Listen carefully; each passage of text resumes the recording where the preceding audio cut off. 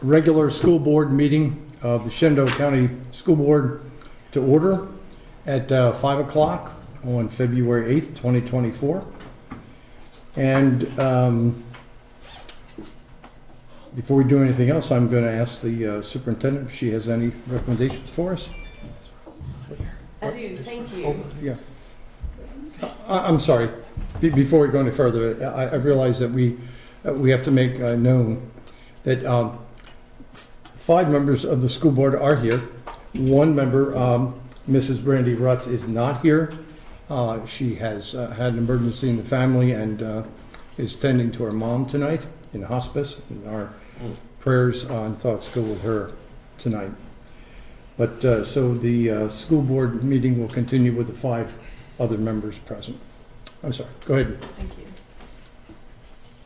I recommend the School Board of Shenandoah County convene a closed meeting under the Virginia Freedom of Information Act in order to discuss and consider several personnel matters involving the assignment, appointment, promotion, performance, demotion, salary, discipline, or resignation of several employees of the Shenandoah County Public Schools under Virginia Code 2.2-3711A14, and more specifically to conduct a hearing on the superintendent's recommendation to petition for the revocation of a teaching license of employee A. I also recommend that the School Board of Shenandoah County convene a closed meeting under the Virginia Freedom of Information Act in order to consult with legal counsel employed or retained by Shenandoah County Public Schools regarding specific legal matters requiring the provision of legal advice by such counsel under Virginia Code 2.2-3711A28, and more specifically to conduct a hearing on the superintendent's recommendation to petition for revocation of the teaching license of employee A. Do I hear a motion?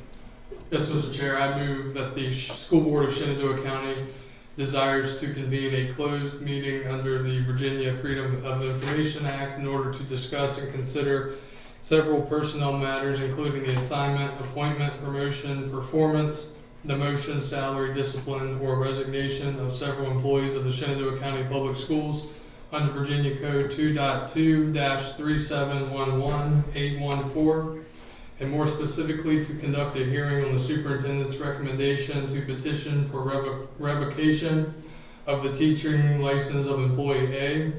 And the School Board of Shenandoah County desires to convene a closed meeting under the Virginia Freedom of Information Act in order to consult with legal counsel employed or retained by Shenandoah County Public Schools regarding specific legal matters requiring the provision of legal advice by such counsel under Virginia Code 2.2-3711A28, and more specifically to conduct a hearing on the superintendent's recommendation to petition for revocation of the teaching license of employee A.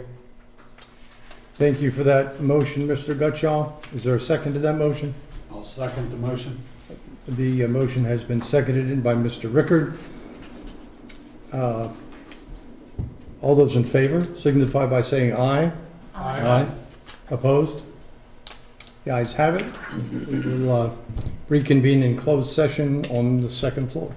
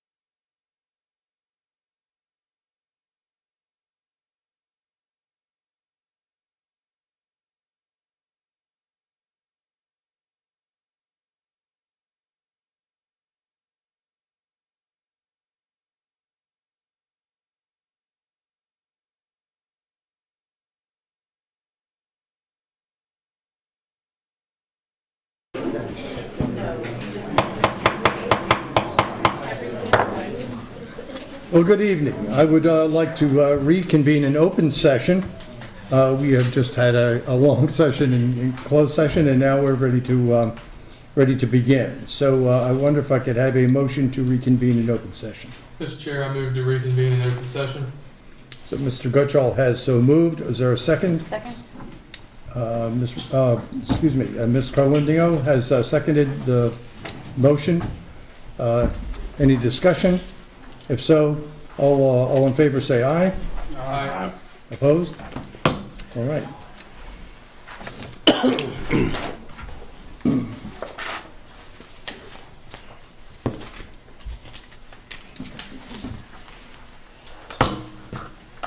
The Shenandoah County School Board hereby certifies by roll call vote that to the best of each member's knowledge, only public business lawfully exempted from open meeting requirements by Virginia law were discussed in the closed meeting to which this certification resolution applies. And only such public business matters as were identified in the motion convening the closed meetings were heard, discussed, or considered by the Shenandoah County School Board. Each member responds, "I so certify" when called.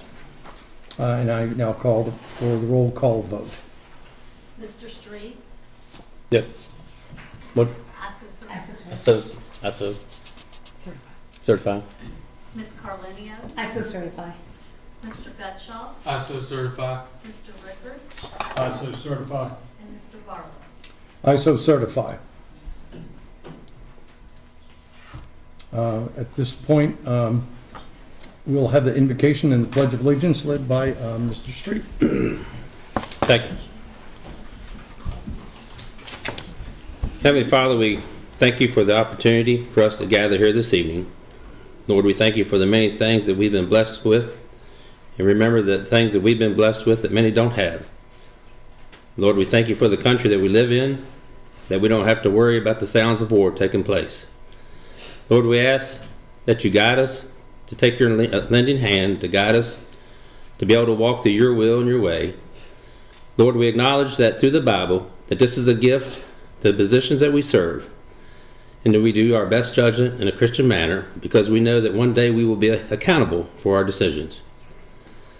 Lord, we ask that you bless us, lead us. Lord, we pray that you keep our schools safe.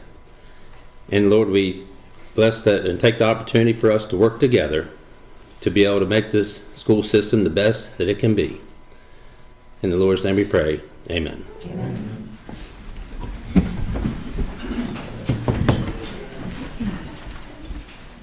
I pledge allegiance to the flag of the United States of America and to the republic for which it stands, one nation, under God, indivisible, with liberty and justice for all.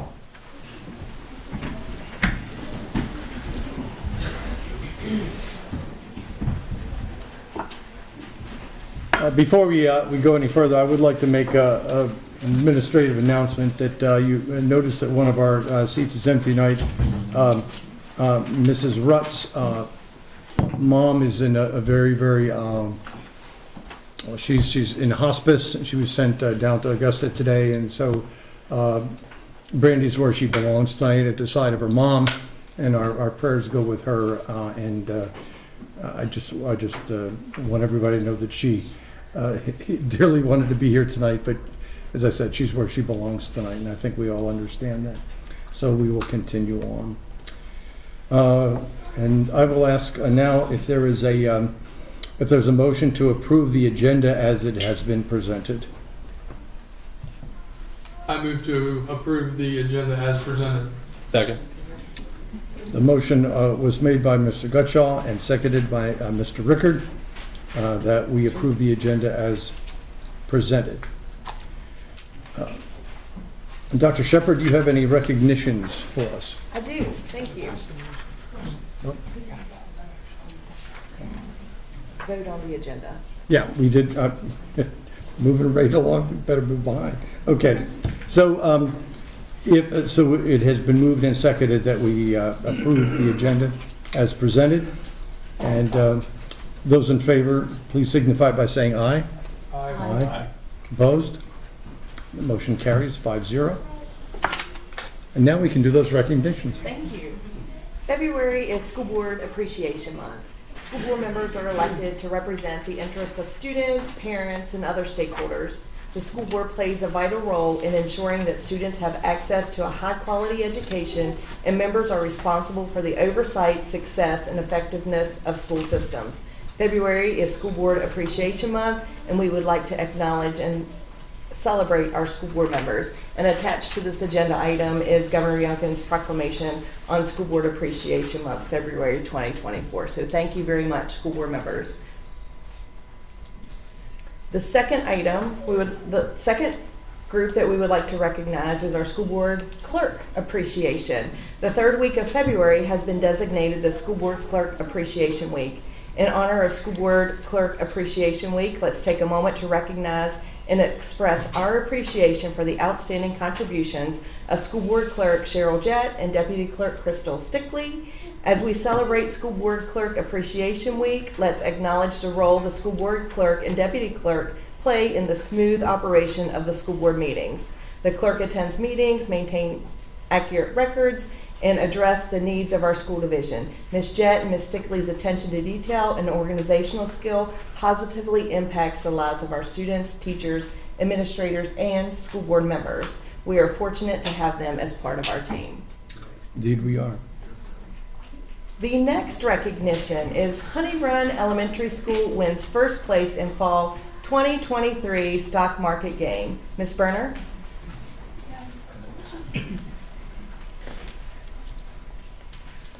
Good evening. So Honey Run, go ahead. They're very good listeners.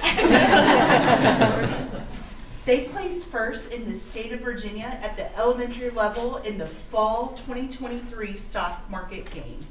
HRES fifth graders embarked on the challenge of the stock market game under the guidance of gifted resource specialist Ashley Showalter. The fall session ran from September 25th to December 15th. Ms. Showalter led team members Eleanor Boserman, Harper Gangwer, Avon Boer, and Tanner Bell on a deep dive into the stock market for about 2 weeks. They then analyzed their investment portfolio on a weekly basis to decide as a team if changes to their investments were necessary. In addition to placing first at the elementary level, they also placed 16th out of 137 schools that were elementary, middle, and high that participated in the competition. This game, the stock market game, is designed to build a fundamental understanding of investing while providing students with real-world skills and practice in math, English language arts, economics, social studies, and other subjects. So we are super proud of this team. First year doing the stock market game.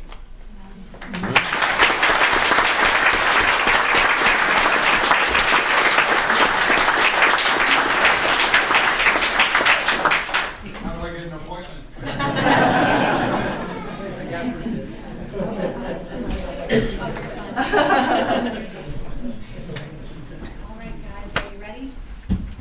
1, 2, 3.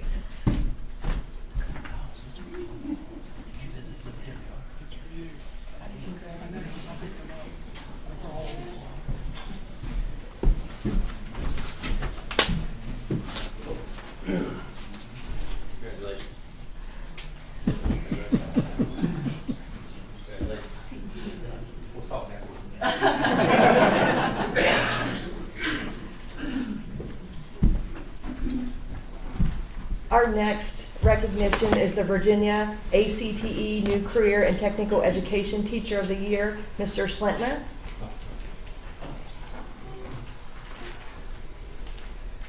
Mr. Chairman, members of the board, Dr. Shepard, it does not surprise me that I have the pleasure to stand before you today and introduce to you the Virginia ACTE New Career and Technical Education Teacher of the Year. To see how she teaches and interacts with the students in her family and consumer science class, it will not surprise me if I'll be coming back here to introduce her as the national champion. I can also stand here and talk about her job and why she deserves this award, but I feel it would be better just to introduce her, and you can hear straight from her all that she does. So it is my pleasure to introduce Michaela Amari.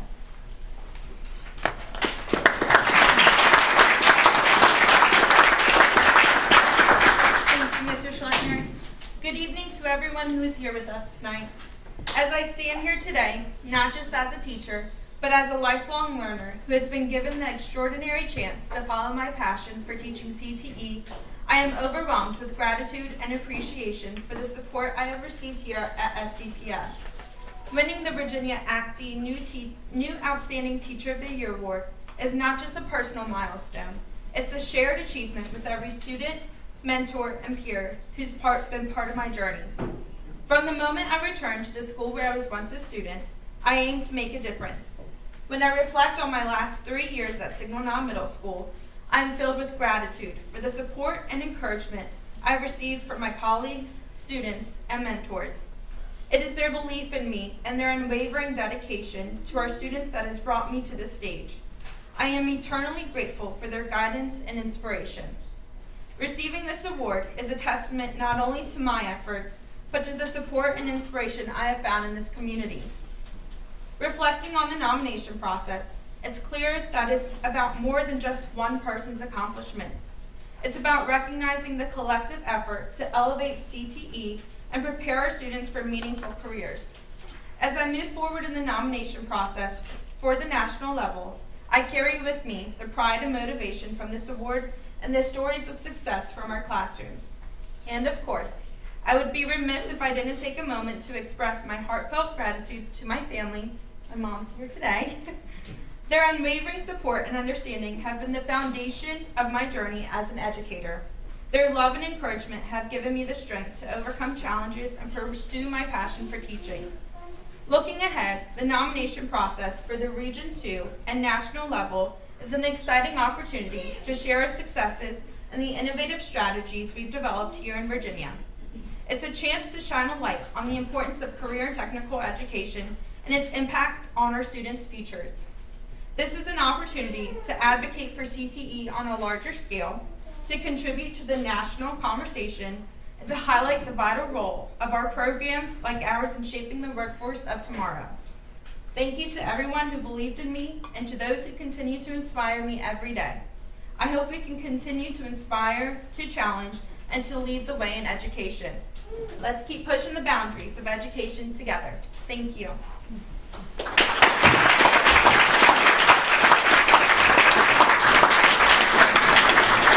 Now, real quick, on an additional note, seeing it is School Board Appreciation Month, we at Signal Knob would like to invite each and every one of the school board to breakfast during FFA week, which will be Friday the 23rd.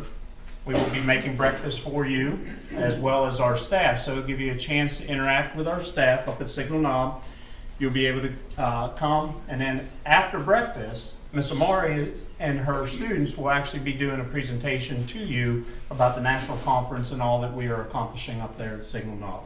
So please, on February 23rd in the morning, come up for breakfast, and a great opportunity to see what is going on in Shenandoah County Public Schools. Thank you. Thank you.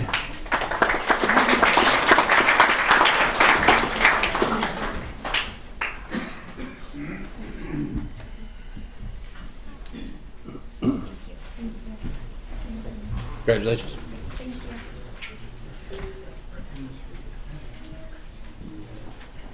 That's all right. That is it. We have reached the point where we are ready for public and staff comment on agenda items and non-agenda items. So I would like to read some of the criteria for speaking. And if you have already signed up, good. If you haven't, there's space that you can sign up and be ready to have your 3 minutes in the sun here. So let me read this to you. The Shenandoah County School Board welcomes public comment during most regular meetings and during public hearings. School board members do not respond to public comments during the meeting or hearing. Each speaker may speak up for up to 3 minutes. The board generally allows up to 30 minutes for public comments on agenda and non-agenda items at the beginning of the meeting. If there are a large number of speakers, the board may limit the time for comments and/or may reduce the time allotted for each speaker. I don't think we're going to try to truncate anybody speaking tonight. All comments should address a matter related to Shenandoah County Public Schools. Complaints regarding division employees should be directed to the school principal or an appropriate school division official. The school board expects that each speaker will be courteous, modeling for our students how one can respectfully disagree with others' views. Speakers will address our comments to the entire school board and not to one individual board member, to the superintendent, to a staff member, nor to the audience. Speakers will not engage in personal attacks. Speakers may sign up to speak at the school board meeting or public hearing on a document provided by the clerk of the school board, which I have near in front of me. Speakers are called in the order in which they signed up. If time allows, the chair may allow comments from individuals who have not signed up. A speaker may not speak more than once on a specific topic. Those who wish to speak on more than one topic must submit a separate request for each item. And with that having been said, I'm just going to start to break down this list. Christina Lawson.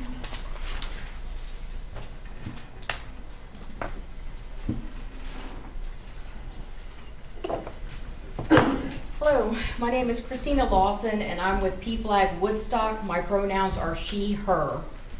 I'll tell you a story. There have always been queer people in one form or another. They include statesmen, artists, scholars, doctors, teachers, you name it. They're your neighbors, co-workers, family, and friends. They are my father. When my parents divorced in 1978, my father came out as gay. He and my mother met in college, married in 1962, and I came along in 1964. I've had people ask me, why did he get married in the first place? My answer is because that's what you did in 1962. You got married and had children. He always knew he was different, but back then society told him he should feel shame. He was unnatural. My father lived what I call a half-life, never being able to live fully as himself even after coming out. In 1978, he came out to some family members and friends, but couldn't be out at his job. He couldn't be out to the broader community. Only in his later years did he shed the cloak of shame that society had placed over him and feel more free to embrace his identity. I've always been open with people about my family and my father. If people were truly interested, I would tell my story about having a gay parent. I joined PFLAG last year because I couldn't believe that we're having the same conversations about the LGBTQ+ community all these many decades later. The policy that the school board wants to pass is sending a message to the community, students, and staff that transgender and non-binary people should not exist and there's something wrong with them. This policy says they should be forced to live in the closet and be silent about their true selves. This policy says they should be forced to live in a way that doesn't make the straight and cisgender community feel uncomfortable. Recent polls show that 14 million adults in the U.S. identify as a member of the LGBTQ+ community. Gen Z adults are more likely to identify than the older generations. Does this mean that there is a queer sickness infecting our country, as some might suggest? No, what this means is the LGBTQ+ community is no longer willing to stay silent. They're no longer going to be a shameful secret. They're no longer willing to be treated as second-class citizens. They're going to stand up and demand the same rights and opportunities as others. I decided that I could no longer be silent about another generation living through some of the same things my family and my father did. That's why I'm speaking out tonight. I'm speaking out for others who are unable to speak up for themselves or their family members. Don't let this school board make the community, staff, and students complicit in dehumanizing and traumatizing another generation of queer people. Please do your own research about how these types of policies harm queer youth. Go to pflag.org or thetrevorproject.org for more information. Thank you.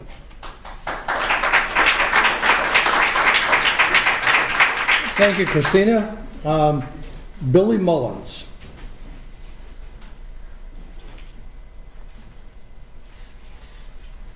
Thank you, Mr. Chairman, Mr. President, and the rest of the board.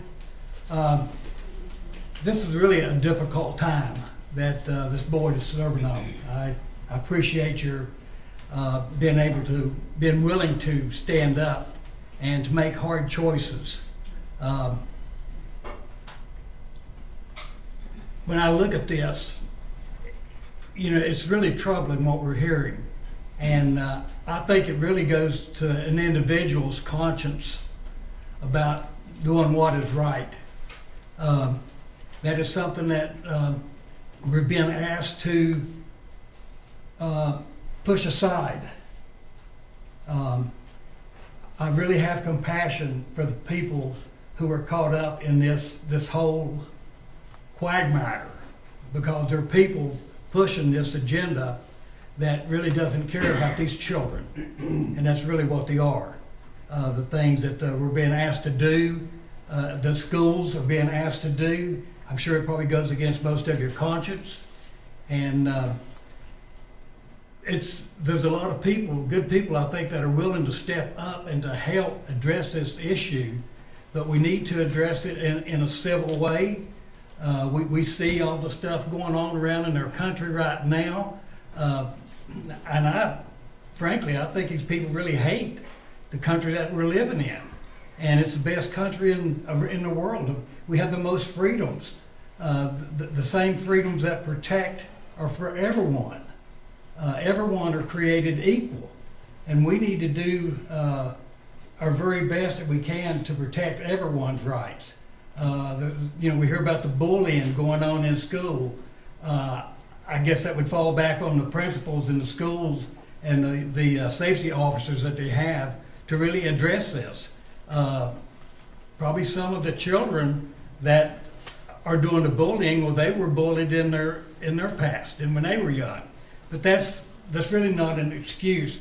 It's some hard issues that we have to address at this time.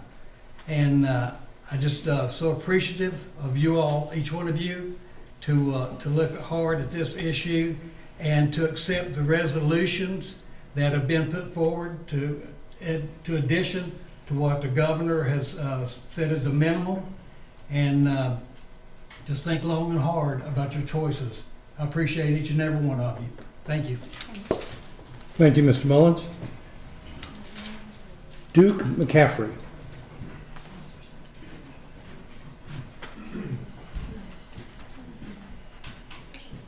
Duke McCaffrey, 2799 Fort Valley Road. I learned to drive when I was 11 years old. I used to speed up and down Tanner's Ridge Mountain on my dad's property, and by the time I was 12 or 13, I believed I was pretty good at driving. I would have said that I identified as a safe driver, but unfortunately the Commonwealth's laws said I had to go through certain steps before I could drive a vehicle on the road. Why did they say this? They said this because they wanted to protect the majority of the people out there on the roads. They didn't say this necessarily because of me or because they were saying I was a bad driver. They didn't say this because they felt like I was incompetent or I was underqualified. They said this just because, as a rule, they had to protect the general public. We live in a way that protects the majority of the people. That's why we have driving ages. That's why we no longer have smoking sections in restaurants. When I was a kid, you went in, you said, hey, do you want to sit in the smoking or non-smoking? All of a sudden, something happened, and they said, you know what? Smoking isn't safe for people, so we're just going to outlaw it altogether because we don't want somebody to possibly get secondhand smoke. We live in a society that says we're going to look out for the majority of people. We're going to look out for the safety of the majority of people. That's why we can't buy alcohol until we're 21 years old. That's why we can't buy tobacco until we're 21 years old. We understand that people at a certain age don't have the qualifications or the mental capacity to be able to make decisions that will affect them and other people. This transgender resolution that's in front of the school board, I would like to speak in favor of. It's a common sense policy that seeks to protect the majority of the students in the school system. While I believe there are only two genders, this policy does allow for those that have worked with parents to change documents and go through certain steps to still be able to practice an other than birth gender. It's not quite as far as I would like to see it go, but it's a step in the good direction. It protects our female athletes from stronger male bodies that identify as female, erasing their success or worse, causing injury to the female athletes. It sets safe boundaries for when issues arise so we don't end up like Loudoun County. I would hate for something like what happened in Loudoun County to have to come before this school board, and I just as soon go ahead of it and try to set some common sense boundaries in place. Remember, school board members, your constituents. You all got voted in by people that sent a strong message to y'all. Remember your constituents. It's not about you. It's about the people that voted you in. I urge you to vote yes to this resolution. Thank you, Mr. McCaffrey. Sean Graber.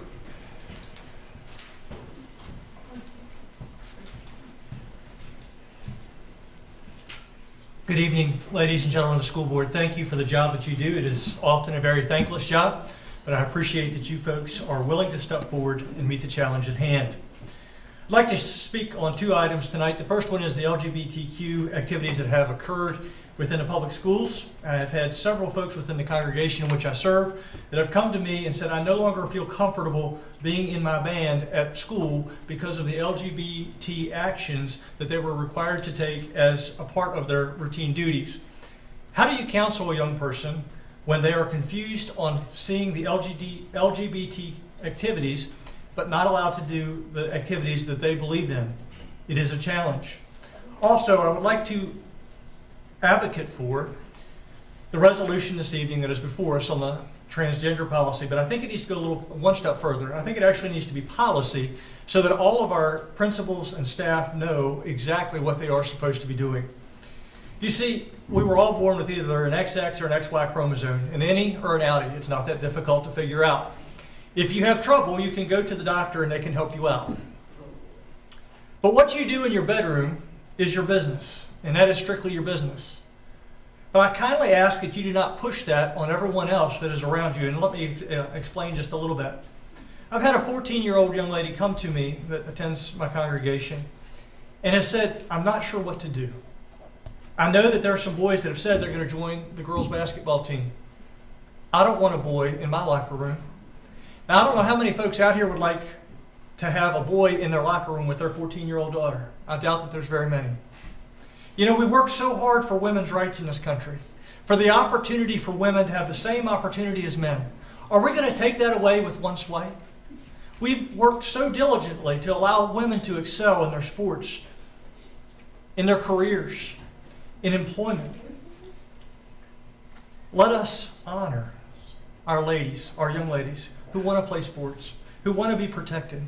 Let's not allow the continuation of Loudoun County to come here. Thank you so very much for your time. Thank you, Mr. Graber. Reverend Karen Casperson.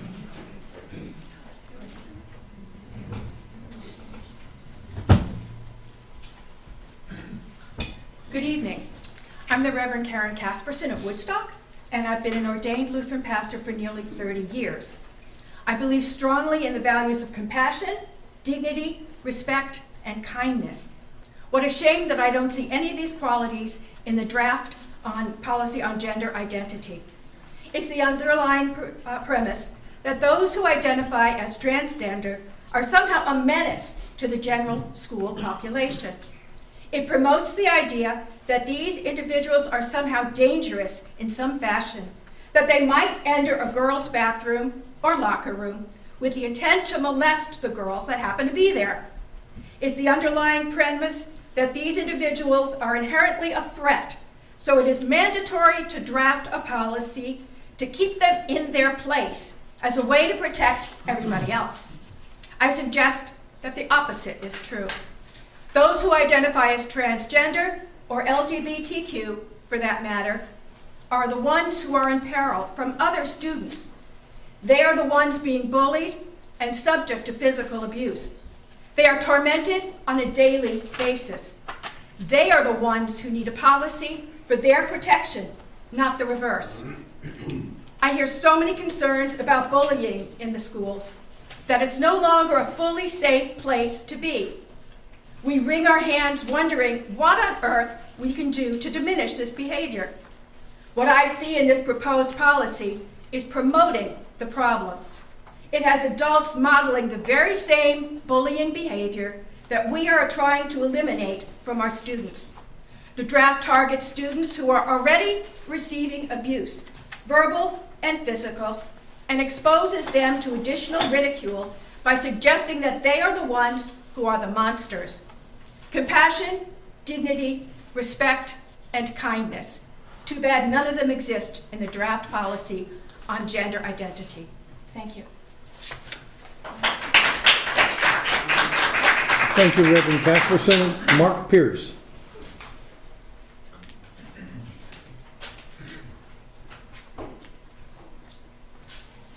Thank you. My name is Mark Pierce. I'm a retired physician. I live in Morristown. So, as with so much in life, the determination of an individual's biological sex is far from black and white or binary.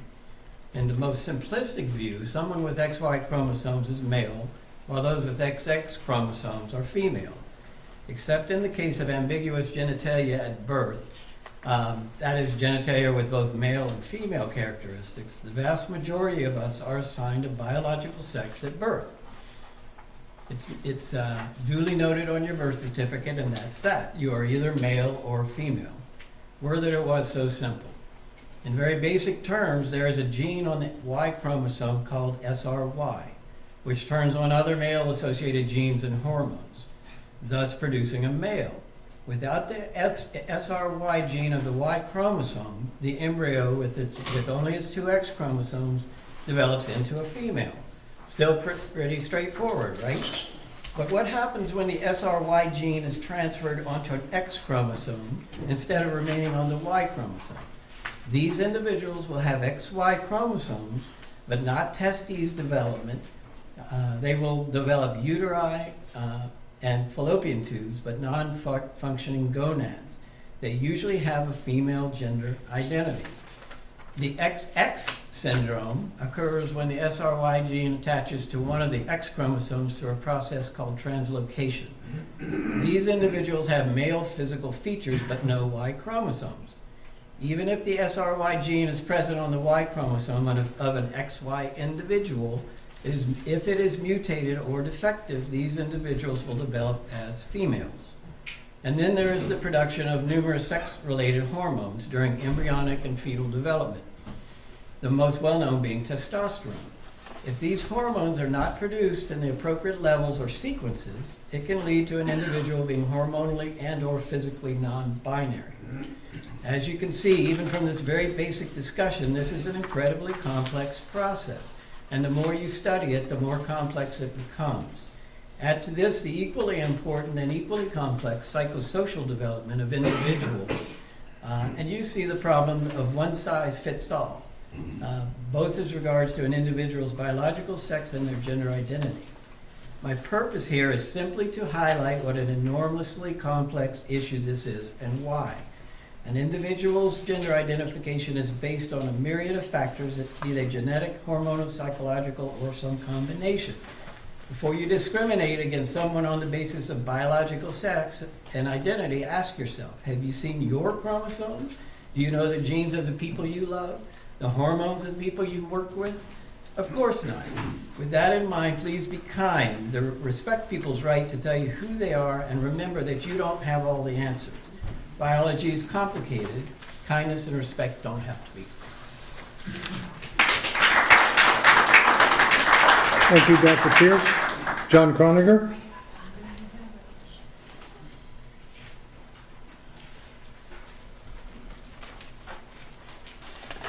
Hello, thank you all for giving me the opportunity to speak. I come here today to remind all of you that the reason you sit where you are is because of the voters here in the county. You all ran on the specific ideas that you are representing the electorate and their ideals. Today, we as voters can celebrate a board that represents those ideals. It is true that your decisions have to be thoughtful and weigh all the various positions proposed by the various points of view.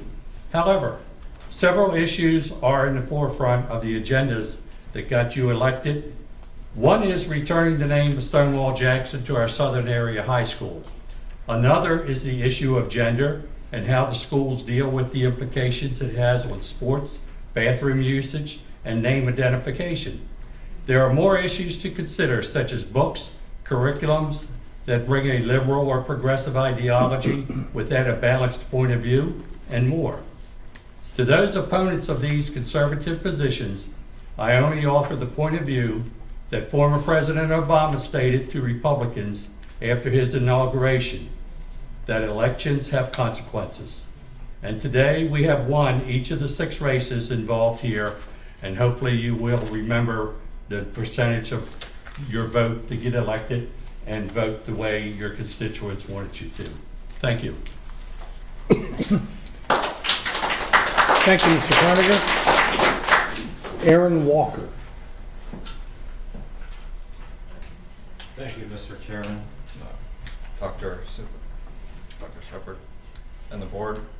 I want to be very brief. This policy makes no sense. As someone has already pointed out, you cannot tell someone's chromosomes by just looking at them. So this policy, if enacted, would, how would any of this be put in place? Is there someone going to be appointed to make sure that someone of the wrong sex goes into the restroom? What would that entail? That seems pretty outrageous. And this policy is just a bigger form of the bloat that the government would have. And it would not focus on education like the school board should. Well, thank you. Thank you, Mr. Walker. Kara, where are you? I tried before, I'm going to try it again. So is it Balzarak? Balzarak. I should have put the Z in there. All right, come on up. Hi, everyone. Thank you so much for the opportunity to speak tonight. My name is Kara Balsarzak. I'm a resident of District 3. And I recently watched your January 22nd work session, and I just want to start by thanking you all for the time you took to discuss the transgender policies. I think you had a thoughtful discussion, and I really saw most of you genuinely wanting to educate yourself and learn more. And you're struggling to figure out what's right, which is what I'm doing, and hopefully all of us are really thinking about that. So I'm a straight cisgender woman, but I've had transgender people in my life for more than 20 years. And so that's why I care about this issue, because those relationships have taught me to be compassionate. And I've also worked to educate myself about the topic so I can be a better friend and family member. And I want to just focus tonight on responding to one suggestion that one school board member made, that the school shouldn't change a child's name or pronouns just because a parent requests it, but that more documentation like a medical diagnosis should be required. And I hope you'll reconsider that idea for a few reasons. The first one is that denying a parent's request about what's best for their child sets a dangerous precedent where teachers or school staff might feel they have the right to question parents' decisions on other kinds of issues as well. The second one is access, because finding a doctor to support and diagnose a transgender person can be really difficult. They might have to drive really far to find that doctor or pay a lot of money out of pocket that their insurance doesn't cover. And so that means that kids whose families don't have a lot of money would be negatively, disproportionately impacted by that. And finally, I just want to reference that some of you seem concerned that a child might want to just change their gender on a whim. But if a boy wakes up one day and decides to wear a skirt, that doesn't make him transgender, right? Some boys just want to push boundaries or experiment with fashion. And most transgender people spend years thinking about their gender before they actually start to transition socially and publicly. So I just want to ask you to not sort of confuse teenage experimentation or a person's unconventional clothing choice or somebody's joke that they'd like to, a boy's joke that they'd like to go play on the women's team and be in the women's locker room. Let's not confuse that with a person who really knows that they're transgender and has thought a lot about it. And I think we should trust parents to know the difference between those two scenarios. Finally, we know through data and research and through people's stories that acknowledging names and pronouns helps trans people's mental health and reduces the high rates of suicide that exist among transgender youth. So I hope we can all put aside any discomfort we might feel about something that we don't have a lot of experience with, and just put the well-being of our youth first by respecting the names and pronouns that students and their parents ask us to use. Thank you so much for your time. Thank you, Ms. Balzarzak. Dennis Atwood.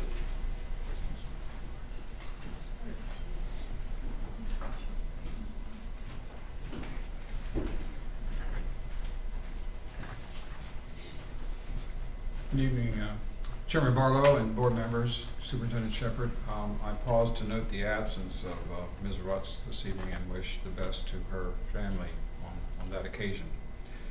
I'm Dennis Atwood. My pronouns are he, him, and I reside in Morristown. I'm speaking to agenda item 5.3 to paraphrase the policy regarding transgender students. It is appropriate, even necessary, that you have delayed this action on your vote until March, because it surely needs more work. In order to create and approve a fact-based, effective, legal policy that puts students' needs first, indeed needs more work. First and fundamentally, I repeat my request to each of you, included in my remarks of January 11th and emails to you, that you gain at least a basic understanding of the human gender spectrum. And you need to pay serious attention to the professional medical information that Dr. Pierce gave you a few minutes ago. The science of sex and gender inform us that both exist on a spectrum. Because you haven't personally met some individual like that doesn't mean they don't exist. They're not binary. Instead of referring to science, the resolution attached to your policy under consideration calls students confused and makes the outrageous depiction of a parent who's decided that she's not content with her child's biological sex. That's really troubling. The resolution is distracting, unnecessary, and potentially harmful. You should remove it from your deliberations. There are several TED Talks, that's well-curated, informative people out there on the internet that address this topic. Two basic ones that are well recommended to you, but you can just go into tedtalks.com, and if you care to do a search on two presenters, Sammy Noor Younes, S-A-M-Y-N-O-U-R, Y-O-U-N-E-S, and Jackson Bird, spelled like it sounds. I also recommend that you pay full attention to the information and advice provided by Susie Wilburn, the president of the local chapter of PFLAG. And if you don't know what PFLAG stands for, it's Parents and Families and Friends of Lesbians and Gays. It's an organization that's been in existence a long time. And to quote from their literature, PFLAG envisions a world where diversity is celebrated and all people are respected, valued, and affirmed, inclusive of their sexual orientation, gender identity, and gender expression.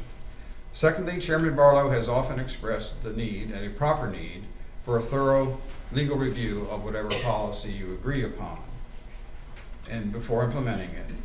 You are still vulnerable in this regard, in my opinion, because I have it on competent authority that Governor Youngkin's 2023 model policies fundamentally conflict with relevant federal and state laws. So adopting Youngkin's model policies could expose you to legal liability. Thank you. I wish you well as you move forward. Appreciate this opportunity to speak. Thank you, Mr. Atwood. Rhonda Ritchie.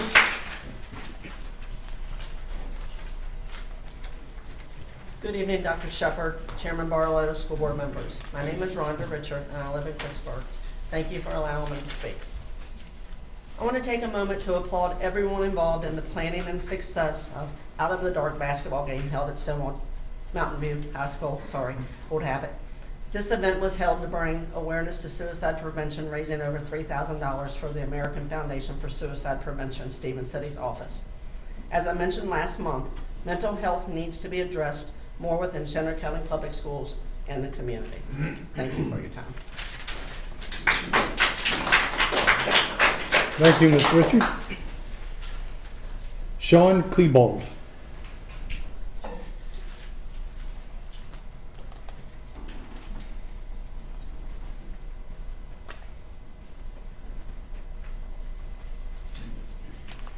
I can't believe you pronounced my name correctly. Thank you for that. I've dreaded it since kindergarten. Thank you all for being here this evening. It's kind of a thankless position to be on the school board, and I really appreciate the time that you put into this work. I just want to speak in favor of this resolution, the gender identity policy, because I think that it's paramount that parents be kept in the loop. There's a couple of recent stories that came out nationally in the last week where parents were removed from the process. In fact, in Montana, a child was removed from the home at age 14 because her parents would not affirm her current identity. another case in Olympia, Washington, where a family from India that had been immigrants here to the country had to take their 10-year-old daughter out of school because she was being groomed by her teacher to change her identity. So I speak in favor of this resolution because I'm in favor of parental involvement in the entire process. And I think that that's what this policy does. Thanks, and I appreciate your time. Thank you, Mr. Greenbelt. Kelsey Lawrence. Is that correct, Lawrence? Mm-hmm. Good.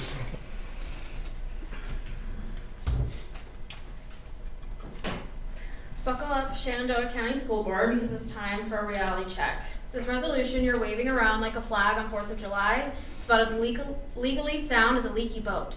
You're violating more laws than a teenager with a fake ID. Specifically, the Code of Virginia Human Rights Act, the Transgender Student Code, and the Equal Protection Clause, which I believe is federal. Congratulations on turning discrimination into an art form. Now let's talk about the so-called Parents' Rights Bill. Last time I checked, parents come in all flavors, like a box of chocolates. Some want their children to be treated with respect and called by their chosen name. Others seem to think their personal beliefs should stamp on anyone else's rights. Newsflash, that's not how democracy works. As a young parent myself, I'm livid watching you folks try to parent our kids based on religious beliefs instead of, the law, common decency, and the Constitution. Here's a tip. Religious rules belong in church and at home, not in our schools. And I say this as a practicing Christian who spends Sunday mornings running around like a crazy person trying to get 4 kids, 9 and under, ready.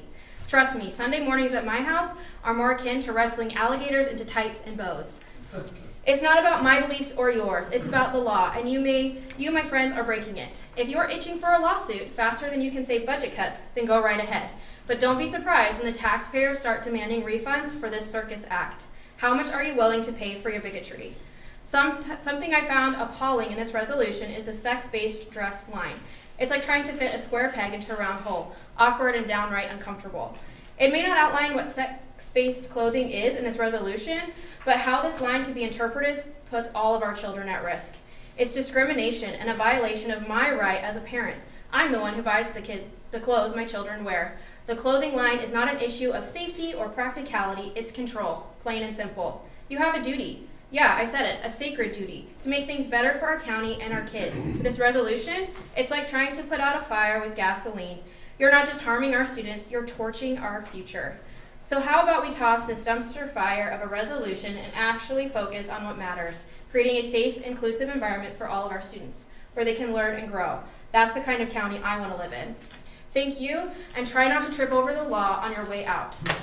We wouldn't want any more lawsuits on our hands now, would we? Thank you, Ms. Lawrence. Randy Gilbert? Is he here? Oh, there we go.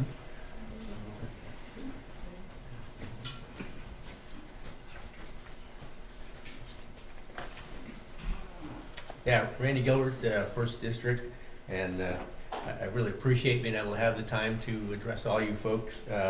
And we're going to do a little bit something different. And actually, I'm speaking tonight for someone who can't. My wife Kathy passed away, and she loved teaching children. And anyway, she spent her entire life, really giving her best, and life to children through teaching. And Kathy really would have enjoyed the personnel committee meeting that I was able to be a part of this week, actually yesterday.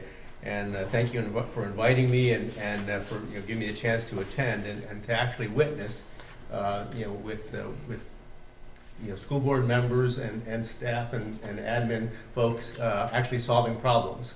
And that's what's needed in this county, and that's what's needed now. Kathy loves solving problems. Maybe 20 plus years ago, there were some really big problems that the county schools had because they weren't ready for immigrant children. And it really bothered her to not have a school system. However, she was actually able to be a part of and basically in committee groups like I saw yesterday. She was able to actually see those problems solved, and that's something that she really enjoyed working to do. And she believes that she solved, or were able to work together with the school board, with the administration, to solve every problem that had come up. Being able to list all of those that were solved, all the solutions, probably longer than my arm as far as the list. And it really made Shenandoah County the envy of Virginia as far as being able to have a school system that really worked well with immigrants. And so I just really want to commend you guys for doing that. And I look forward to being able to participate, hopefully, to solve some of those problems. But one of the things that I believe that she really was good at for solving problems was because of the truths that she followed. And one of the truths that she believed in very strongly was that there's basically one force that is the sort of the steal, kill, and destroy force of our world, and then there's the other that brings life and life abundantly. And that was something that she said that bringing children hope and love and life is really what's exactly what needs to happen, and it's the opposite of the woke religion that we're seeing. The woke religion basically broke her heart in seeing that come into our country the way it has, and she definitely would love to have seen the resolution and the basically the policy that's there. And I believe that what she would want to do, if she could say it now, would be to say, separate the resolution and the policy, get the policy passed, get something going. Thank you, guys. Thank you, Mr. Gilbert. Again, appreciate your work. Thank you. Steve Heisman? Is that Steve Heisman?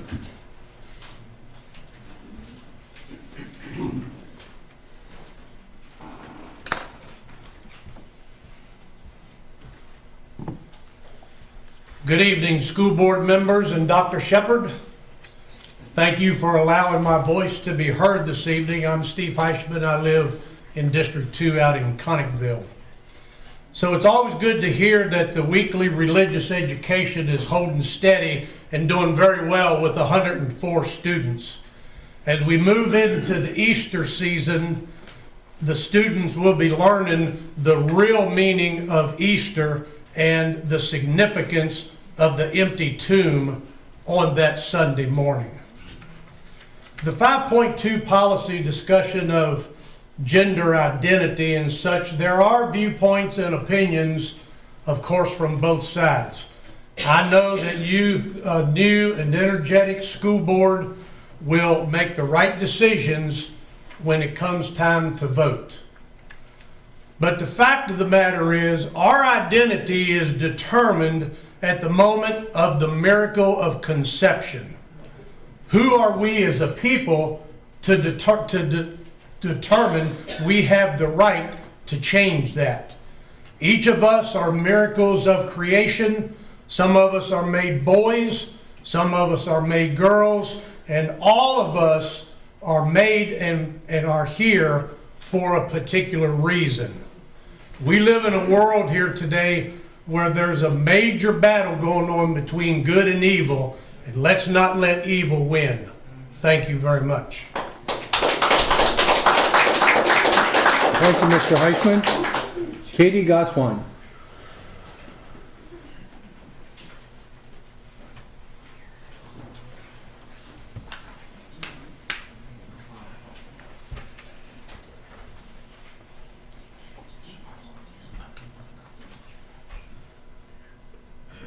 I am Katie Goswine, Edinburgh Lutheran Church, and I live in Edinburgh. Dr. Shepard, Chairman Barlow, our county board, school board, administrative staff.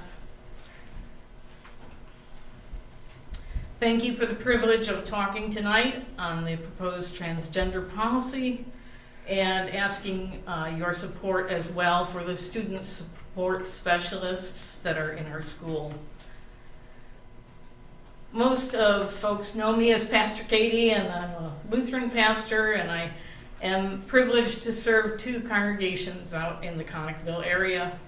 And they know me as one who is formed by the weekly and daily readings of our church year, and they know that I believe God has a strange sense of humor sometimes, because this discussion regarding the transgender policy is coming up for us on the week of Transfiguration Sunday. This Sunday, Mark's Gospel will lead us up a mountain with Jesus and his disciples, where he will be transfigured before them. Metamorphosai in Greek. And it is one of my least favorite Sundays in the church year, because I, as a pastor, struggle with speaking to the many ways in which God presents himself to us. The Spirit, I know, will be faithful in inspiring me for Sunday's services, but right now, on Thursday, I'm standing terrified, humbled, and speechless before you in this meeting, as well as waiting for the Spirit's movement for preparation. And so I stand in silence, and I take a deep breath, and I struggle with the depth of this moment. And struggles are not a bad thing. Silence is a holy thing. 1 Kings 19 reminds us how Elijah was humbled by the silence that God presented him with. The prefix trans means across, beyond, through, and our language is always a sign of our times, and so it isn't surprising when you put the word trans into a search engine, it comes up with all kinds of things about transgender. I'd like to encourage you to be mindful of the fact that trans is across, beyond. Translate, transform, transport. Live into this world of trans before you legislate. I encourage you to continue as a board doing the hard work that you started on January 22nd, and listening and going across and beyond and through to listening to the people. Hear how our current solutions to the things that are being addressed in this policy are already being lived into in our schools. Listen to the people who are in our schools, our administrators, the guidance counselors, the school support specialists, the resource officers, the multitude of voices of our staff, those who are in the schools. If it isn't broken, then what are you fixing? And if there isn't a requirement of adoption, then for whom are you doing this? I question whether it is your constituents. Remember, less than 50% of those who are in your area turned out for the polls. They didn't come out to vote. In some cases, it was as low as 30% that came out to vote. And each of you only received a percentage of the ones who came out to vote. Maybe that's what deserves our attention, getting people to vote and teaching our youth the power of their vote and the power of their voice. Whatever the case, I pray you take time still to listen and to support those student support specialist positions that are being lifted up in the budget. Thank you for the extra time. It was not lost on me.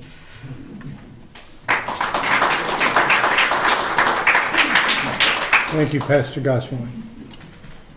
That's the last speaker I have. Is there anybody else who wanted to take the opportunity? All right, then we will move on.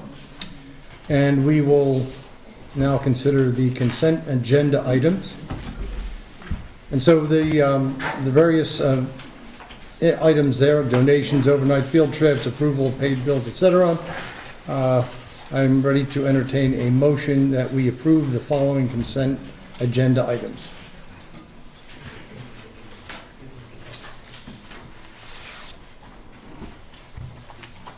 I move to approve the consent agenda as presented. Second. The motion to approve the following consent agenda items has been made by Kyle Gutschall and has been seconded by Mike Rickard. Any discussion? If not, then those in favor of accepting the consent agenda items as they are listed, please signify by saying aye. Aye. Any opposed? Yeah, okay. We will move then into the instructional agenda. And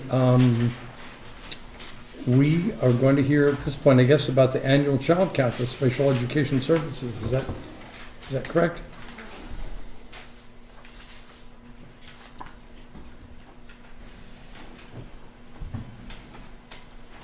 Jennifer Stratton is approaching the microphone. Superintendent Dr. Shepherd, Chairman Barlow, and board members, thank you for the opportunity of being able to present to you our December 1 child count 2023. So as you can see, this slide discusses the purpose of why we have our December 1 count. School divisions are required to report an unduplicated count of students with disabilities, meaning that students who have disabilities that are being served in our division, possibly at Central High School, also triplet, are counted one time. We're not counting them twice. If there is a student that has a primary disability and a secondary disability, we count them once. So that's our unduplicated count. So December 1st count is for state and federal reporting. And this is under the provisions of the Individuals with Disabilities Education Act, IDEA, Part B, meaning school-age children 3 to 21. So this is how we come out with the count and who is counted. So as you can see, all three of the following criteria have to be in play before we can actually count a student in the December 1 child count. So the student has to have a current evaluation or a reevaluation. They must have a valid IEP, individualized education program or plan, or an individual service plan, meaning we service students that are homeschooled or private school students under an ISP. So we do count them if we're servicing them under that criteria. And number 3, they must be receiving special education with or without related services on December 1. So here is the child count by disability category. They're all broken down to 14 categories, as you can see. The number that's under the December 23 column shows the number of students we have under each of those disability categories. As you can see, the total number of students we had December 1, 2023 is 908 students. You'll also notice that the enrollment is from October 1st. So the October 1st enrollment was 5,749 students in our schools. There'll be a little bit of a discrepancy when Dr. Shepherd talks about the student count because her count is from a different month, okay? I wanted to stay in sequence, which you'll see in the next slide, regarding our October 1st. For the past several years, Shenandoah County schools base their numbers in the trends of 5-year trend on October 1st enrollment to get the percentage. Here is our 5-year trend.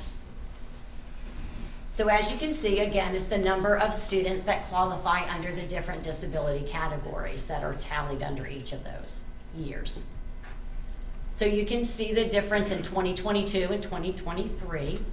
We had a total of 899 students that qualified under the IDEA Plan B, the Individuals Education Act, okay? And this year we have 908. You can see the difference. It was 15.6% in 22, 15.8% in 23. Not a big increase, as you can see. 899 to 908. Any questions? Anything that we want to ask, discuss, understanding, clarification? You can always call, touch base, whatever. No? Clear? And you have access to the slides, and also I left for you the discussion in the Disabilities Categories Acts in front of you. You have that, so you'll know what the definitions of each of those categories are. Actually, I do have a question, Jennifer. Well, it seems pretty remarkable that there has been such low amount of deviation year to year. I mean, that's, We've done a lot of training, a lot of understanding, a lot of support, and understanding which child or which children we should bring forward to the child study table. After that, we're very diligent in ensuring that we're testing students and looking at the criteria sheets. So Virginia Department of Education gives us criteria sheets for each of those disability categories. We make sure that we're adhering to that checklist of that category before identifying a student with a disability. So we've been watching that very closely to make sure we're following those procedures correctly. Anything else? Thank you. Okay. Thank you.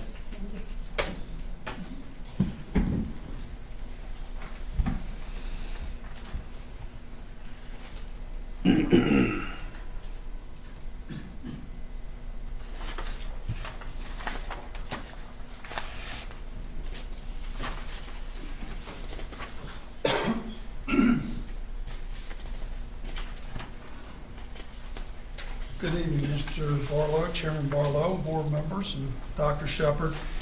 Thank you for giving me a chance to speak a little bit and bring along some friends to talk about our special programs and our alternative programs. I have Jamie Armatrout and Ms. Debbie Litton who join me. They're going to talk about some more of the details. I'm going to give you some high level or 50,000 foot view, a little bit of history and background in the programs. I will tell you two important things, the two real overarching goals, graduation and positive school climates. Those are two high-level goals. There are a lot of goals that are involved in alternative programs, but big goals, helping kids graduate and maintain good positive school environments. And you'll see how those come to meet in our alternative programs. So get started just with a little bit of overview. What we're talking about is our Alternative Suspension Center, our Bridge program, and our Restart program. And I'm going to give you a little bit of history of each one of those. So we'll start on the left-hand side of that slide and talk about the Bridge program. We're going back the furthest and starting back a little further. That began in 2014 and 15, and basically, I don't want to get too many details because that's what these folks are going to talk about, but basically in a nutshell, we were running into a number of students who were what we call overage and undercredited. They were 18 with 9 credits to graduate, or they were 17 with 2 credits to graduate. That's not going to happen. And so we had to figure out ways to expedite their time in school, get them into some small group settings and do some things to help them on a much more individual level than we can do in a regular size high school. And so that's what credit recovery really means. There's lots of reasons a student would end up there, and it's not necessarily disciplinary, which oftentimes is our first line of thought. It's life most of the time.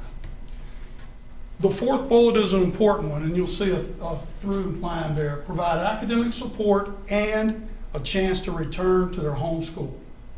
I'll come back to that one again. We'll go to Alternative Suspension Center.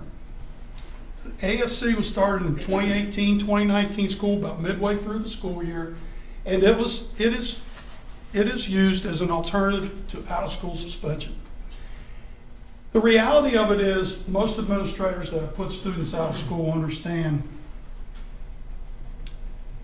a lot of times that really doesn't do a whole lot of good. It keeps people, it separates people from aggravation for a little bit and calms the waters a little bit and those kind of things.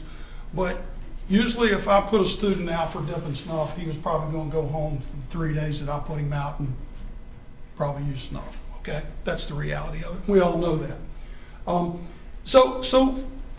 We had to start thinking about what can we really and truly do. Number one, when kids are out of school, they don't do most of the time, they don't do their work. Nothing is 100%. That's not always the case. But most of the time, they don't do their schoolwork. They get further behind. They come back to school, they're frustrated and aggravated. They probably get into some more trouble and the cycle continues. So we were trying to figure out some different ways that we could support students and make sure they had a chance to return back to their home school if they do what they're supposed to do. And so those are a few of the reasons why the Alternative Suspension Center was born. It doesn't mean that an offense that is deemed to be an out-of-school suspension necessarily, always, 100% of the time, results in a student going to ASC. That's not true. We have students every day who are placed, unfortunately, on out-of-school suspension because they've done something that may warrant that. So it's not 100% of the time it's a one-to-one correlation. But if it's appropriate, the student would be assigned to the Alternative Suspension Center. The third program started in 2019, 2020, and that program, it's called Restart, is an alternative to expulsion. So as ASC was an alternative to out-of-school suspension, Restart is an alternative to expulsion. That is the last thing we ever want to have to do. And so this is an opportunity for students, and again, they will talk more about the nuances and the details, but that's an opportunity for those students to, again, have academic support and a chance to return to their home school.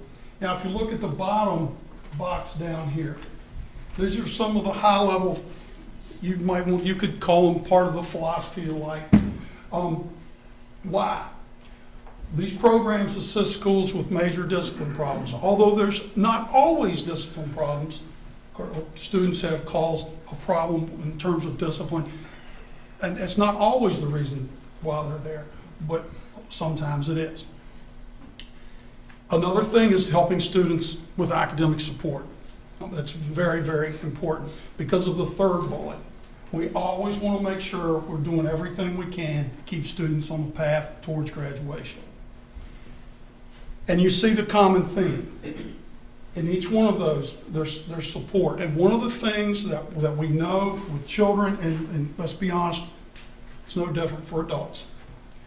When kids lose hope that they have a chance to go back and graduate with their same age peers and the kids they started school with, then we've got an even bigger problem. And so we try to maintain that at all costs, the most we can. We don't always do it, but to the best of our ability, and we got amazing teachers that work with students down there. To the best of our ability, we try to make sure that we keep that hope alive, that if they do what they're supposed to do, they're going to be able to go back to their home school and graduate with their peers. And so the thing that I think is important for you all to know and understand with these programs is if and when, and hopefully it's not going to happen, but if you get a student who's presented to you for expulsion, you should rest assured that we have done everything possible to try and help that child graduate and be successful. So it's important to know that. Just a few nuggets over the bottom right-hand corner, and then I'll be quiet. We don't do this for free. There is a budget. These things cost money. They have to be staffed. These programs do help our attendance, as we know how important attendance is to our school accreditation. So they do help our attendance some. And then there are certain rules that we have to follow and regulations. We can't just design something and there are some rules that go around what we have to do in terms of our alternative programs. But so far, I will tell you, and I think these ladies would agree, our graduation rate has been very good for a long time.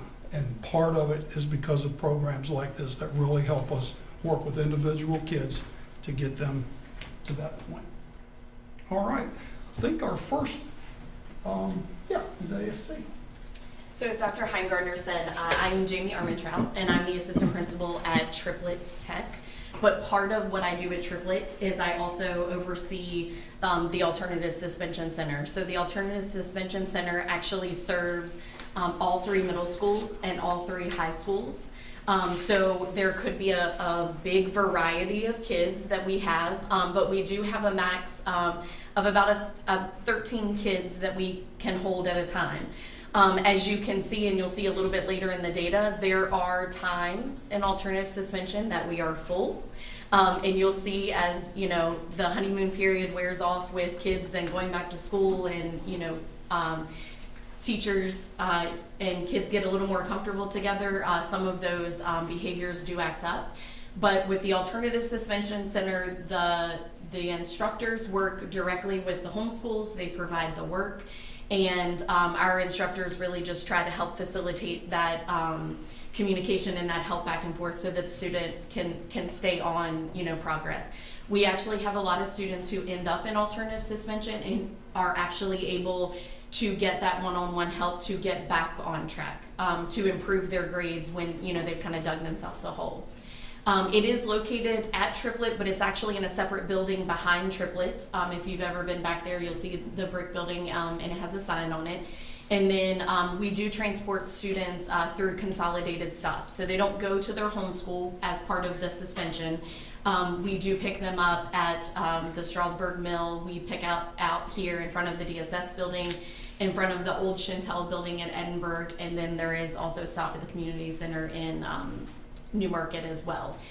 Because of that extra transportation, our hours are from 9 to 2, you know, and we do provide lunch from North Fork Middle School and for that.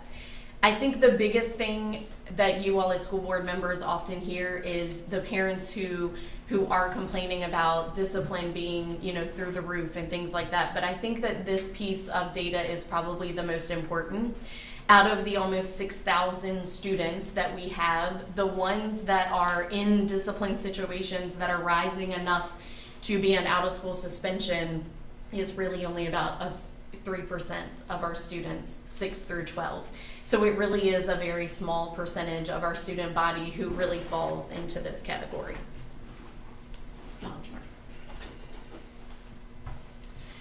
Here is just some other additional data for just the fall semester of 2024. You can see that we, at this point, have only had 95 students total that have been assigned.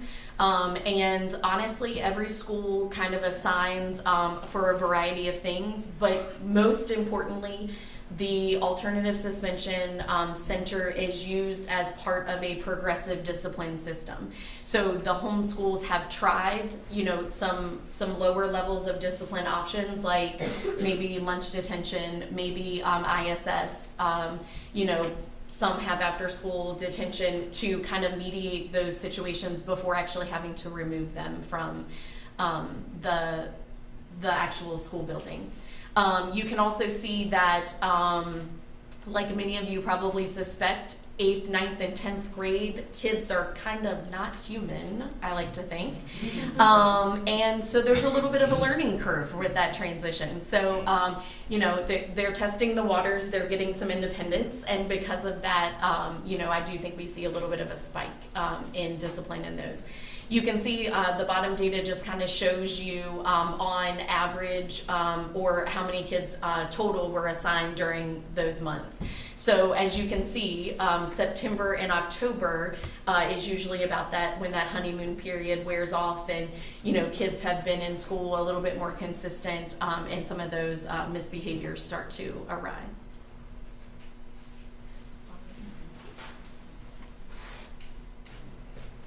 Thank you. Good evening. I want to talk to you about BRIDGE, which is an acronym standing for Building Responsible Independent Decision Makers Geared for Education. And it really is just that. It's a bridge between the schools and Triplet Tech, where this program is housed, to work with students on a more one-on-one basis so that they can quickly get caught up and return to the school so that they can graduate and be with their peers. That is the major goal. This program is by principal referral. So all of our schools have student concern committees, and they talk about students on a regular basis. And when we see that the students are faltering, then we need to maybe get them to Bridge. This is a high school program only, located at Triplet. And it's for credit recovery. As Dr. Heingardner told you earlier, it's for that 17-year-old who only has 16 credits, and he's not going to have enough room to get all the classes in this semester so he can walk across the stage come May. So we got to make sure that we have a different plan. Some students just don't do well in a regular school setting. They need something that's just a little bit different in order to be successful. So this program is just that. They are only there a half a day, and then they go back to the regular school the other half of the day. Go to the base school and take 2 classes there. We do use a program called Apex. It's an online curriculum at Bridge, and then they can work at their own pace. So they may be able to complete several classes while they're up there for the semester. They do ride the regular bus. They ride the regular Triple Tech bus. They ride their bus to school, bus up to the bridge and back, so transportation is full for them. And they always get back in time for lunch so that they always have their lunch before they come up. There are 2 instructors at Bridge, and like I said, they use the Apex program. We also have our GED program there, but we have very few students. In fact, we only had 1 student in the past 2 years who have finished their GED there, because GED now is very, very difficult. It has been revamped, and you have to have a 10th grade reading level and have knowledge at least through geometry if you're going to be successful in a GED program, and that's very difficult. But we do have a GED prep program now that we use and to help students get through that as well. By the data graph, you can see the breakdown of number of students that we've had at grade level for this semester. So we've had a total of 21 students in first semester, and about half of those students have returned to their school and have a full schedule at their school. And then principal referrals can come in at any time, and so we just call the committee together whenever there's a referral to see if this program is appropriate. But we found that this has been a very successful program all the way back from 2014, and we are very proud of the success that this program has shown. Students do well at the Bridge, and they do well on the SOL tests that they take in the instruction at Bridge. So we're very pleased with their performance, and those are 2 very special instructors at the Bridge who work with at-risk students. Any questions about Bridge? Some questions. Are students usually in more than one at any time, or like they could have been the alternative suspension at one time, and if that didn't work, then they go over to Bridge, or how does that? Well, Bridge really is a principal referral process. When you get into ASC, that's discipline, but it doesn't necessarily have to be discipline for this referral. It may be the student has truancy. They're in the court system a lot. They have a lot of maybe behavior concerns, and they're just not successful in the regular classroom setting. And so it could be, discipline can be part of it, but it doesn't always have to be. But it could be that one student has been through this. It could be, yeah. Basically, bottom line for Bridge is credit recovery. I got to get you caught up so that you can walk across the stage with your peers at one time. Well, first of all, I want to thank you all for what you're doing. The ASC, do you all see a lot of repeat offenders? So you can, if you go back to, on this slide, you can see it has the, there's only 1 high schooler at this point in first semester that has been there more than 1 or more than 3 times. And you can see that for the middle school, there are only 4 students that have been there 3 or more times. And truthfully, we do probably see repeat offenders more in middle school. And a lot of what the middle schoolers tell us is like, it's a double-edged sword of, we don't want them to enjoy coming there, but some of them do thrive in a lack of stimulated environment. And so that's, we do kind of try to play that in, and our instructors there are very good about trying to stay connected with those students to help promote their, their abilities at their home school, but still kind of foster that connection that they've built with the kids while they're there. So, and a lot of the middle schoolers also don't like it because it's just very, very quiet. If you've ever come visit, and it is very, very quiet, for sure. Based on the information you just gave us, do you ever see kids that just aren't challenged enough in the general classroom that end up in ASC? I don't know that they're is, I don't know that we really have definitive data that says that. Do I think that maybe we have some kids who struggle to what I would call play school? You know, maybe they are, you know, a high academic individual, but maybe it's a student who suffers from ADHD. So being in that stimulated classroom with 25 to 30 kids doesn't allow them to be able to, you know, participate and do what they need to academically because of the stimulation around them. So sometimes that kind of manifests into, well, then it becomes a behavioral issue, you know, and they just can't be successful in that regular classroom because of that. But I don't know that we specifically see any kids that, you know, because they're bored per se, you know, end up having discipline issues. Thank you. So the last alternative program that we have is called Restart. And Restart is it's actually at Triplet Tech, but it's the evening program. We have it 2 days a week from 3 to 5 p.m. It's the same instructors as our ASC, as our ASC instructors, but this is really kind of the last resort in lieu of expulsion. There are a couple of different things that could land a student here. A lot of times it is drugs, multiple offense of some type of drugs in school. Sometimes it is for excessive or fights that have caused, you know, some pretty significant physical damage in terms of assault and some concerns about safety of other students with those. And really, I can't really think of anything else that we've had right now other than those two situations. So basically, the goal is, you know, we know that it's not good for any kid to be without education for 365 days. So the Restart program was developed as kind of an in-between where those students are still able to access education and continue towards their path for graduation, but they're doing a lot of the stuff on their own, but then they have access to teachers part of the time on those 2 days a week. So even though it is only those 2 days a week, they do have access to communicate with the teachers back and forth throughout the week if they have concerns about, you know, questions of content and, you know, information that they need additional help with. Shenandoah County Public Schools does not provide transportation for this. The parent is responsible for providing transportation. We've even had a couple of students that have utilized our public transportation option, you know, to get to school on these 2 days.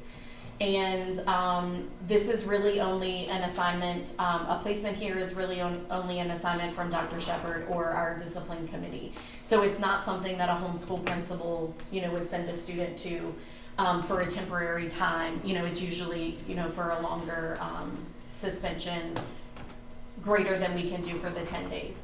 So you can see right now for first semester, we've had 3 9th graders, 1 10th grader, and 2 12th graders who have been with us. Of those students, 4 of them have now transitioned and returned back to school full time.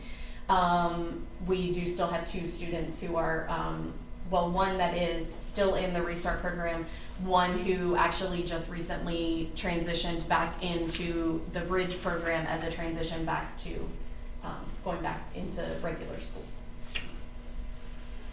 Any questions about any of the alternative education programs? Yeah, I have one. The more you talk about these various categories, the more I'm thinking of a student and child who is marching to a different drummer than most of us. And but I also think about the teachers of this group. I mean, they must be a different kind of duck too, to want to do this. Yes. Where do we find those people, and do they like doing it, or is this a kind of a purgatory that they're in? No.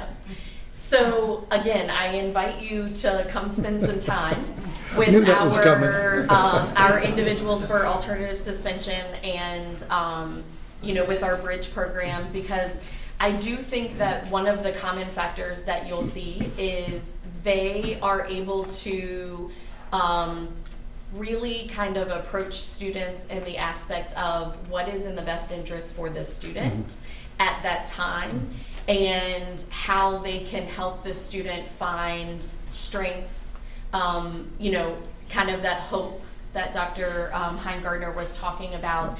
Because for a lot of our kids, especially those that end up in the Restart program, they are not at a place emotionally, mentally, that they can function academically. So this is kind of the best of both worlds to allow them to have that progress, but it also allows them to have time to work on that emotional, that mental, you know, part. And our student support specialists have really been instrumental in being able to, okay, now we have these kids, now let's put them in contact with the supports that they need so that we can get them back to a place, you know, where they can function in the school building. Thank you. Any other questions? Okay. Thank you. Thank you. Thank you. Thank you.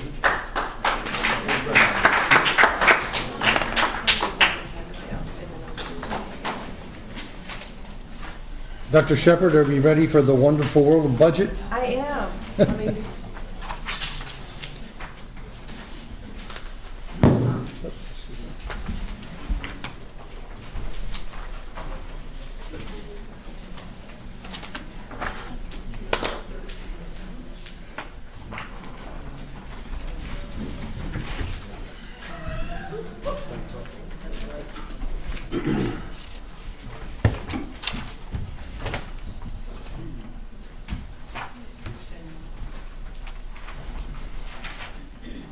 so there are a few extra copies of the budget presentation if anybody else wants a handout. They're up here at the desk with Cheryl, our clerk and deputy clerk, Crystal.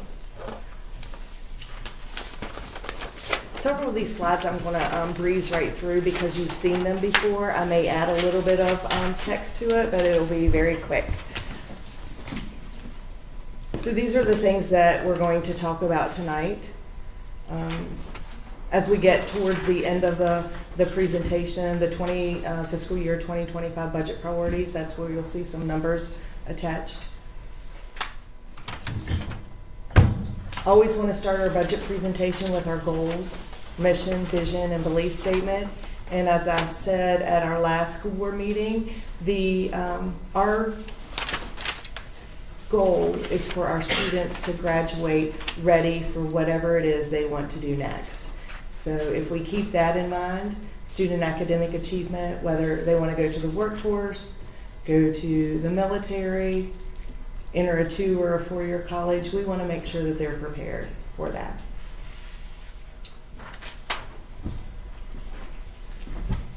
Our mission.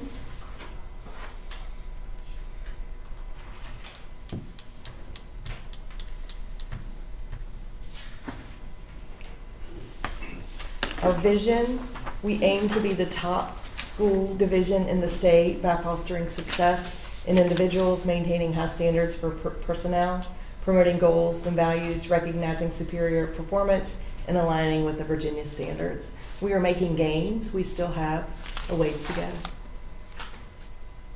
And our beliefs. At our core is a commitment to what is in the best interest of our students. We recognize that meaningful relationships are paramount to student learning and growth. And as I said the last time, we had some videos done by our elementary schools on attendance in the month of November and December. And their tagline at the very end is that we are worth it, our students are worth it. So at our last school board meeting, we talked about enrollment. And as you see a steady decline of enrollment over the last 10 years, you see a little uptick this year in our K through 12 and our pre-K through 12.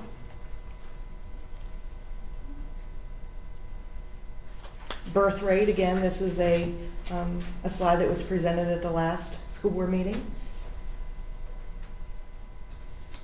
And you will notice birth rate was up in 2020.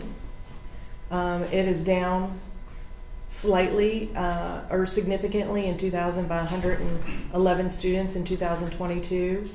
The last time birth rate was that low was in the early 2000s.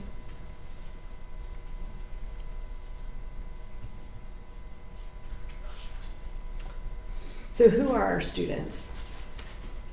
We have 2,804 students who are eligible for free and reduced lunch. And we have 580 students, 81 students that are English learners. And the free and reduced lunch eligibility may be a little misleading because we do offer free breakfast and free lunch for all of our students, but this is the population that is eligible for that. And just as a side note, we will continue to offer free breakfast and free lunch for the next 3 years.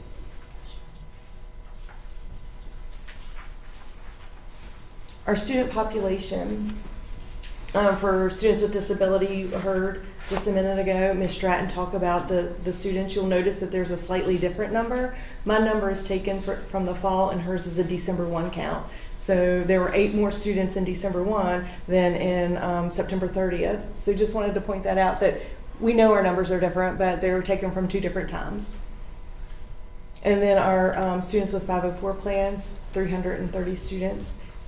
And just to recognize students with 504 plans, there is some legal responsibility to make sure that we're meeting their specialized criteria for them. So capital improvement, that's our next slide.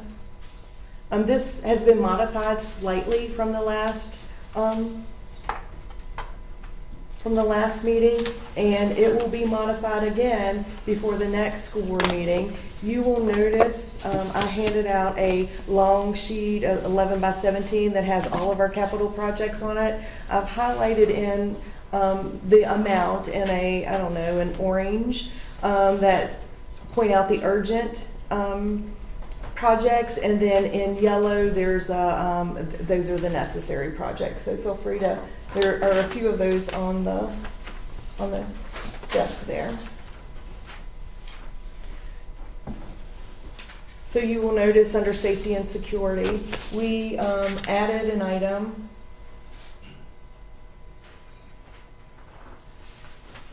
Clock upgrades and fire alarms, which was not part of the capital projects that we presented earlier. You'll see that 2 of those projects are urgent and 1 is necessary. Heating, ventilation, and air conditioning.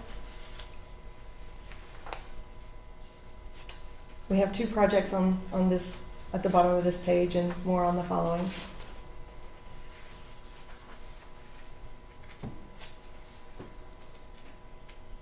We removed a big ticket item. We removed re-insulating the pipes at all elementary schools. That was a $200,000 project that we removed from our capital project.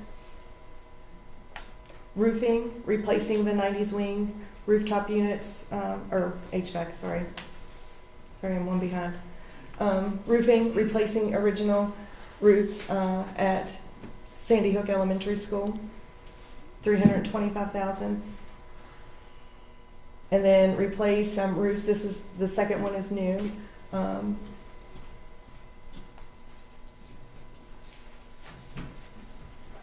At our storage buildings at Honey Run and Strasburg High School.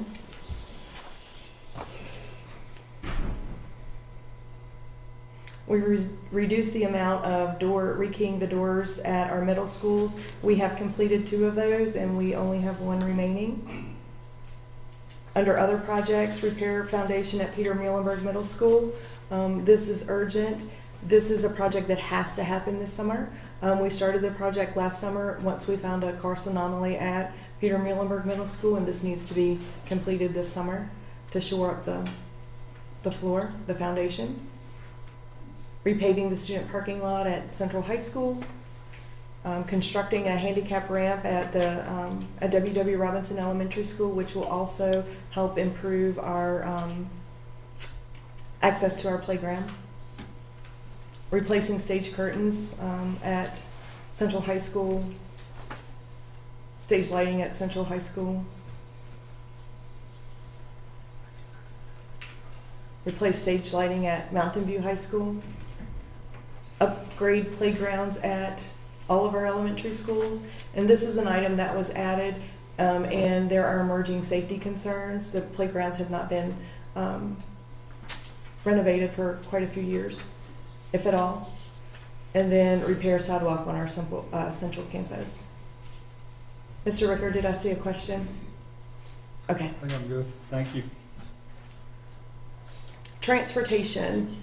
This is where we'll probably, between this meeting and our February 26th meeting, I believe, we will do some modifications here. You'll notice that we have school bus purchases in the amount of $2 million. And the Virginia Department of Education recommends replacing buses over 15 years old. So this would put us in the cycle to replace our buses at 15 years old. It's not a requirement. It is a recommendation. Replacing high mileage vehicles. We may continue to hold on to some of those vehicles and do the maintenance that's needed in order to make them continue to run for the next several years. Hydraulic press, that's something that we need, it's urgent to service our buses. Driver's ed car, you can see there, the last one was purchased over 7 years ago. Purchased school bus tire changer, $22,000. I consider this one urgent because it could be a workers' comp issue, and also it will speed up productivity. Live connectivity for bus cameras. EduLog, this allows students to log in as they enter the bus and log out whenever they've reached their house or vice versa. So it gives us an opportunity to see where our students are. It also gives us an opportunity for our bus drivers who are substitutes to actually have the route in front of them. And if we have a substitute bus driver, they may be on a different route every day for 5 days a week or whatever. So it will give them an opportunity to view the bus, kind of like a maps for our bus routes. And then renovation of the bus garage. The bus garage renovation is more than $200,000. This would just be a start for that renovation. It would be a multi-year project. Athletics, renovate Mountain View High School athletic field. I was talking to a school board member earlier, and he said that there has never been a crown on the Mountain View High School athletic field. So, and there's been work done on that field multiple times over the years. Replace press box and sound system at Central High School. And that cost increased. One of the things that we have to do for Central High School graduation is rent a sound system for graduation, because names and speeches are you can't understand them whenever you're at graduation. So we need a sound system that we're able to do that, or we'll have to continue to outsource. And that's in the tens of thousands of dollars to rent those, $10,000 to $12,000 to rent that for the weekend. And then stadium lighting, this will help on our energy bills. Not to the tune of $210,000, but it will help. And we're replacing incandescent lights with LED. And you notice under each of the tabs, I have totaled the estimated cost, and then I also, to the right, totaled the urgent cost at $695 for athletics. And I've done that across all of the codes. And then at Sandy Hook Elementary School, a covered walkway between the gym and the school. And at the very bottom, you'll see the total for our capital projects is almost $6 million. Urgent is $4.4 million.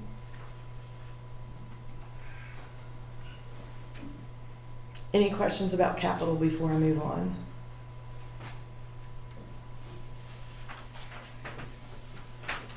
The next slide is all in one page. It's impossible to read, but if you have the printed version, it may be a little easier to read. But I wanted you to see all the projects on one page. I think that's important that you see, kind of what's there at a glance.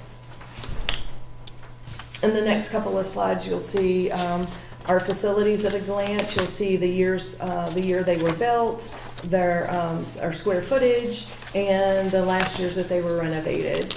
So, and I pointed this out at the last meeting, that our last major renovations were at our high schools, and it was in 2003 and 2004. Our middle schools are 30 years old, is that right? And they've never had any major renovations. We've done some HVAC work over the last few years with CARES funds and funds from the county. And you noticed back when we were talking about transportation, the bus garage was built in 1967, and one of the reasons we want to renovate the bus garage is because the sizes of our buses will not fit in the current garage. So part of the bus hangs out as our mechanics are working on the buses. We built our bus garage to accommodate buses in 1967.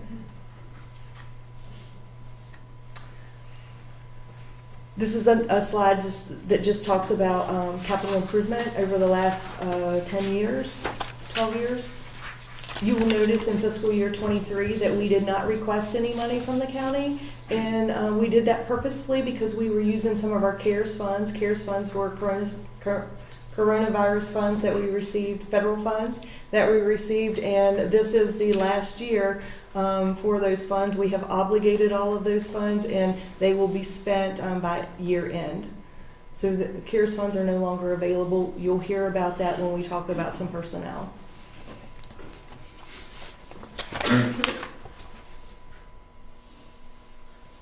And then here's a 5-year look at the capital. So for example, fiscal year 25, you'll notice that we have $5.9 million there. If the county would fund us $1 million, then that $4.9 million would slide to the next fiscal year, and so on and so forth. We may do some modifications where we're stretching a project over 3 years or whatever. So maybe replacing a roof, we replace part of it one year and another part of it the next year, so we can do some of that as well. But we have labeled all of these capital projects important. They're either urgent or necessary. So at some point in the future, they're going to have to be done in order to maintain the viability of our buildings.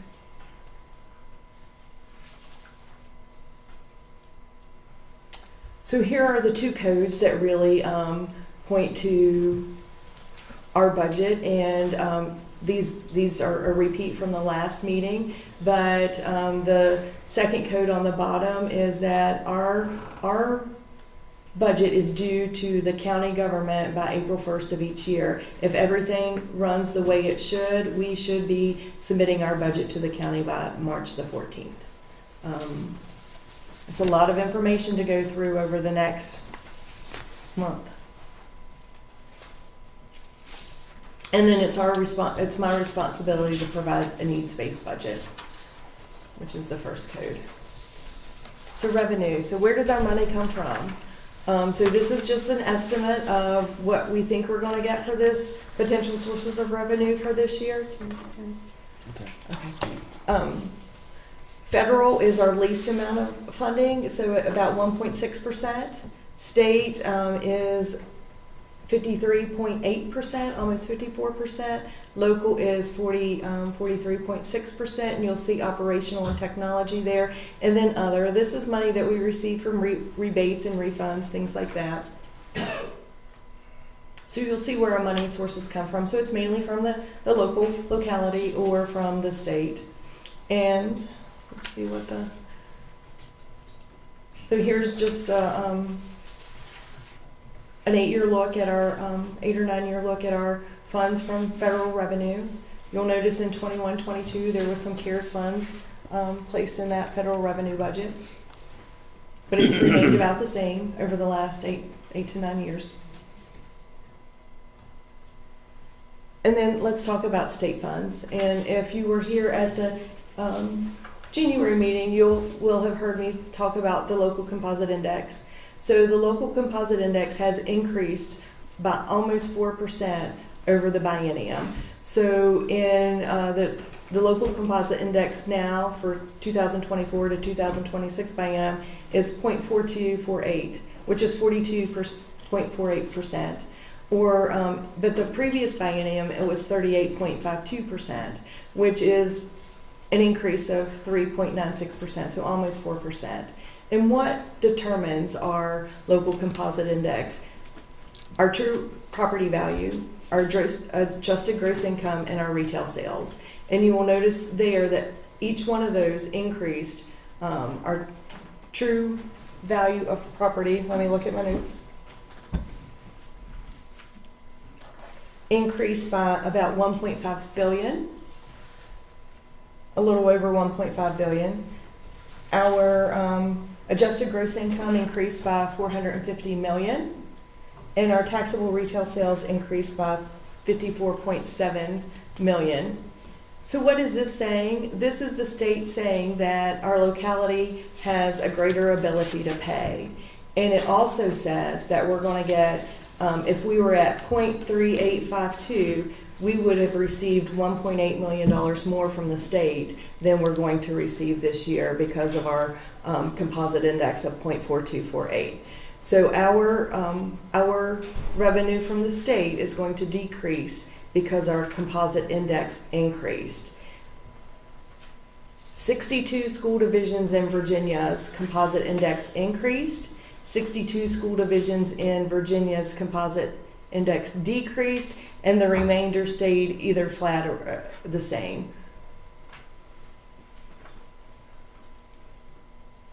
So our state revenue is going to decline this year because of our local composite index.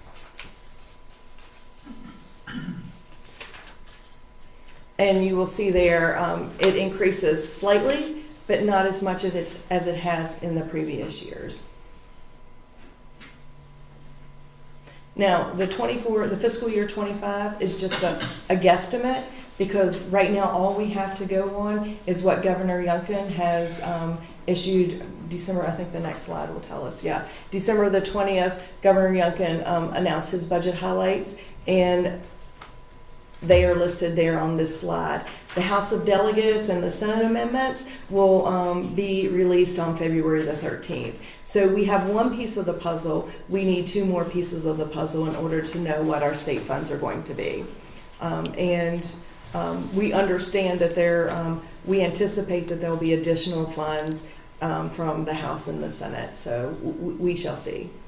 And hopefully I'll have that information by our next meeting. But you can see there that the governor's amendments, or proposal, not amendments, proposal included a 1% bonus for instruction to reduce the unfunded liabilities for teacher retirement, so for VRS, update sales tax revenue, support expanding the reading specialist staffing, provide reliable laboratory funding for laboratory schools. And then for fiscal year 26, because this is a biennium for 2 years, a 2% compensation for all positions.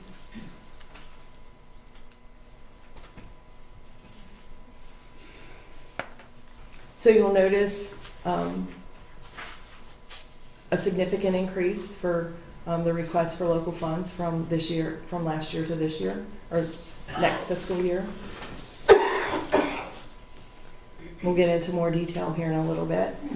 You can see instruction is about 75% of our budget. Pupil transportation is 7.6. Operations and maintenance is 8.5. Administration is 6.2. And technology is 2.7. But if you add all of our the information there on benefits and salaries, that's almost 90% of our budget are people.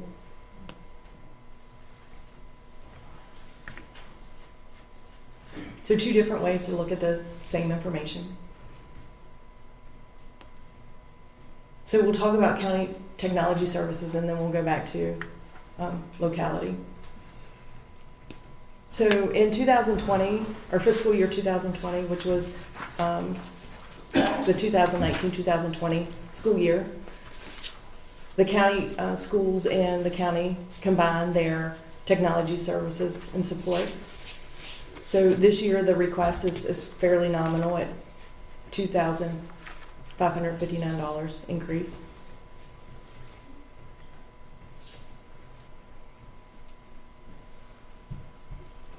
And then here are my budget priorities.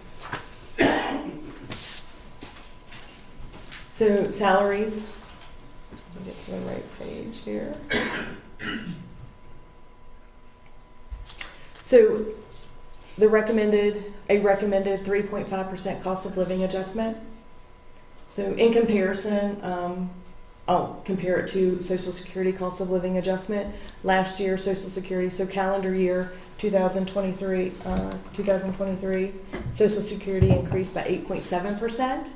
And for 2024, Social Security increased by 3.2%. So that is a little higher than the Social Security increase cost of living adjustment for 2024.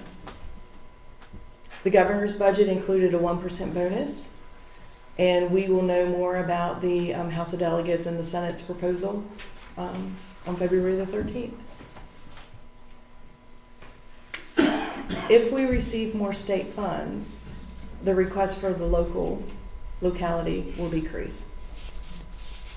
So we anticipate a $1 million increase in health insurance.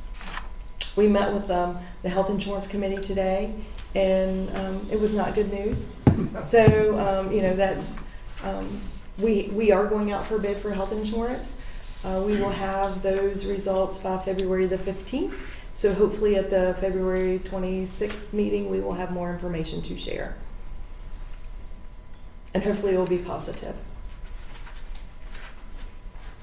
So I threw these slides in here because I know there's been some information in the Northern Virginia Daily and the Winchester Star about our pay. And so where are we losing our teachers? So 47% of our teachers who leave have 11 or more years of experience. So just keep that in the back of your mind.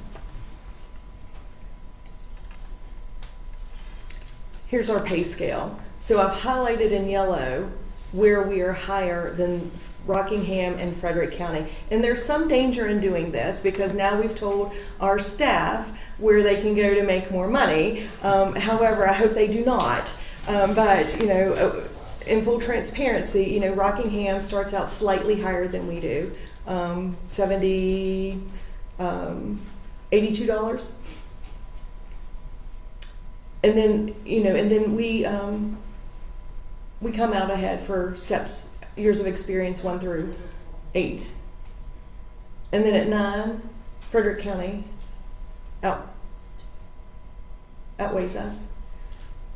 I don't know what happened to step number 15, and then after step 15, then Frederick County outweighs us the next 30 years. Now our salary scales go on after 30 years, but so people could see this, I put it on one slide, I stopped it at year 30.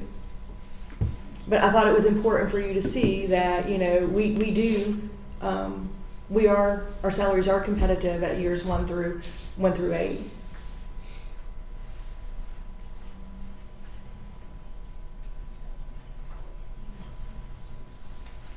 Oh, wrong way. And then our health insurance. We talked about this a little bit at the last meeting. Our health insurance has gotten better. We're still not where we need to be yet. But this compares us to the same 2 counties, Rockingham and Frederick, because that is, if you remember from the last meeting, that is where we lose our staff to, the 2 top. Frederick is number 1 and Rockingham is number 2, or vice versa. Yeah, I think I'm right. But if you look, employee plus children, we made great gains. We made great gains this year. There is no doubt about it. So our employee plus children was $1,250 last year. It's $913. So that is a great gain. And employee plus family, the same. We also reduced employee plus child and employee plus spouse.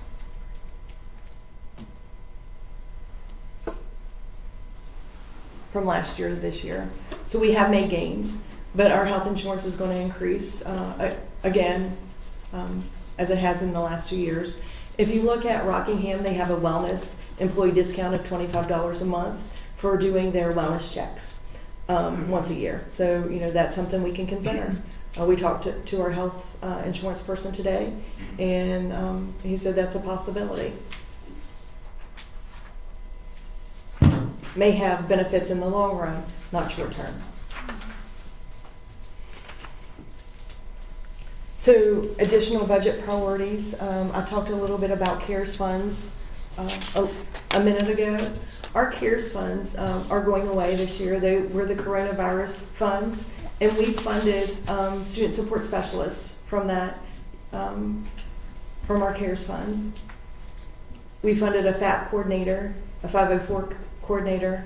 We increased by 1.5 full-time positions, combine those 3, but half-time maintenance secretary, half-time nurse coordinator, half-time drama teacher at North Fork Middle School. We also had some software purchase services from CARES funds, and then we increased our substitute budget. So our substitute, we increased our sub rate during the pandemic because our sub fill rate was falling between 50 and 60%. We stay between 80 and 90% now. There are a few days that we take a dive down into the 70s, usually Fridays or days before holidays, but some Mondays. But we are providing substitutes for our teachers who are out. And I think that's important. I know that the school board has heard a lot about teacher time. And if we don't have substitutes in our classrooms, then our teachers have to fill those voids, our teachers and our parapros. So it's taking their time away if they have to do that. So we increased our sub budget. And then some positions that we are going to need, and I'll go through them one by one. We have specialists, reading specialists, that's required due to the Literacy Act. 2 additional teachers due to class size. 2 at Honey Run Elementary School. Their 5th grade class has 27 students in each of the classes at 5th grade, so we need another teacher there. And their 3rd grade class, their rising 3rd grade class, I believe, is fairly large. And 1 at North Fork Middle School to teach math. And we heard about that earlier this year in the school year. We hired, we added 2 new programs at Triplet Tech last year. One was HVAC and the other was OTPT. Claude Moore Trust funded our OTPT teacher for the first year. So we're grateful for that money, but now we need to include that person in our budget. We have a one-on-one parapro for a student with a disability. We need 2 van drivers to transport students with disabilities. And then I am also requesting 3 custodian floater positions. We have a high either vacancy rate or absentee rate, both, or at all of our schools. So this would help alleviate some of that. There are times where we have 2 custodians who are at a school in the evening trying to clean that entire school. This would help with ensuring that our schools are cleanly. Our driver's ed pay, we would like to increase that. And then we have inflationary factor for transportation maintenance, software costs. These were costs that we may have paid for by our CARES funds. And then stipend for dual enrolled teachers. Our dual enrolled teachers go above and beyond. They teach, so their classes are both high school classes and college classes, and so they have two separate systems that they have to keep track of, 2 separate grades that they have to do. So, and they have to have coursework beyond a master's degree, master's plus 18, in order to teach dual enrolled classes. So I want to honor the work that they're doing for us because it allows our students to get associate's degrees before they graduate from high school. Which in the long run saves parents money. when they send their kids to college. If that's that's what they're doing. So here are the dollar amounts plus just, a one page. I like to do one pagers so you can see exactly what we're looking at, what we're requesting. And there are the dollars that are associated with each of those.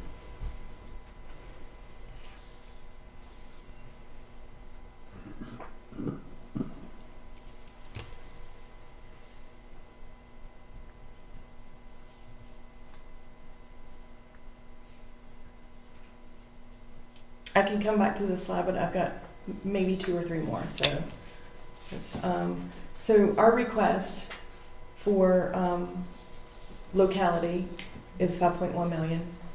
What this will go down if we receive additional funds from the state. We should know more. We will not know the full story until the General Assembly concludes. But we should have more information by our next February meeting. And I think, so our next steps, our next meeting at February 26th, you'll hear more. And it'll give you an opportunity to talk about the superintendent's priorities. Give you an opportunity to talk about what you would like to see in the final budget and what you would like not to see in the final budget. We have a work session with the Board of Supervisors on March the 4th at 1 o'clock. School board approval of the budget on March the 14th. And then it's Board of Supervisors, tax rate, proposed budget, and adopting the budget. And then our final slice at the pie is on April the 22nd, where we will adopt a final budget. So we do a budget approval at March the 14th, then we have another go at it on April the 22nd. Questions? It's a lot of information.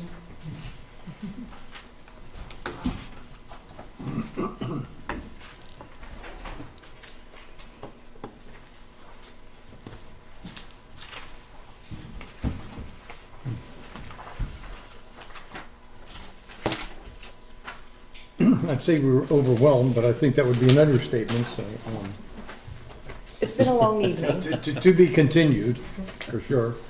But I do want to compliment you on the completeness of this. Thank you. This data that we're going to have to deal with. So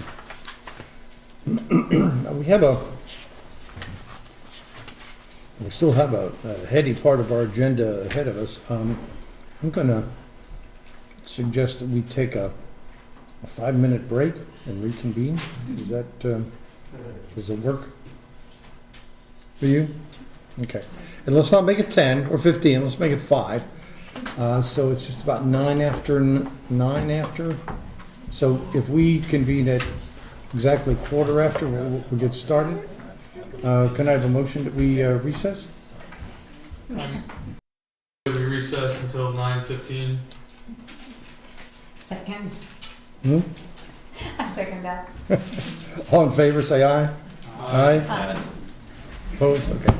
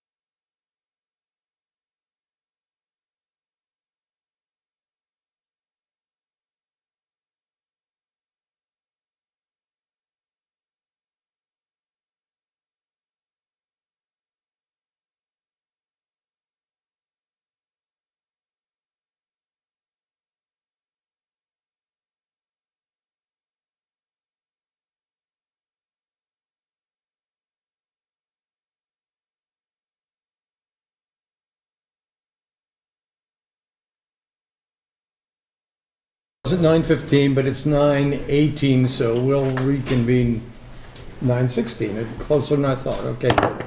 Thanks, Kyle, you saved me. All right, we're going to continue on the informational agenda, and Dr. Shepherd, you can go from into the frying pan into the fire, and you can give us some information, if you will, about the model policies.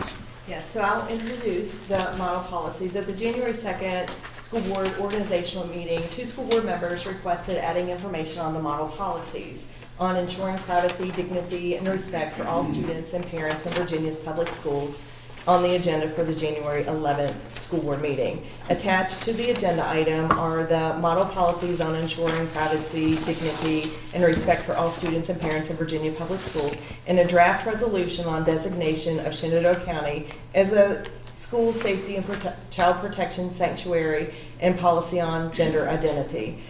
Both the model policy on ensuring privacy, dignity, and respect for all students and parents in Virginia public schools, and the draft resolution on designation of Shenandoah County as a school safety and child protection sanctuary, and policy on gender identity were presented at the January 11th meeting for information. Discussion on both policies can occur this evening, occurred at the January 22nd meeting, and there can be discussion this evening. There will also be additional time for discussion at the February 26th meeting. Recommendation for approval will be at the Thursday, March 14th meeting. There has been some work on both of these policies by school board members to try to align the policies and better reflect the needs of the school board. So I will let the school board members have an opportunity to discuss the policies as they so choose. Let me take the privilege of the chair and try to frame the issue. And I'd like to do it in terms of informational issue, since that's what we're required to do here, is to take a look at this in terms of an informational presentation. The expectation has been, and we have actually scheduled a action item next month on this issue. And so we are, as this concept has been brought before us by 2 members of the board, as Dr. Shepherd has indicated. The 2 items that were kind of put on the agenda. One was the set of model policies that the VDOE has developed, in which the Attorney General has reviewed, and VDOE has suggested that they be passed or even made more comprehensive. So that's some guidance that we've gotten from the Youngkin administration. As has been mentioned earlier in public comments, there is not a requirement to do anything, and there is a default position which the school system is already implementing. And then there is the possibility of adding a further, in quotes, more comprehensive version of these model policies. And Mrs. Carlunio has developed the draft of the first of those that she submitted, and so those are the two versions that are before us for decision next meeting in March. However, we are not bound to just stay with those 2 as have been stated, or have been posited here. We can make, as a board, any changes we want. And in that regard, I think it's good that the board know that Mrs. Carloni and I have been working on trying to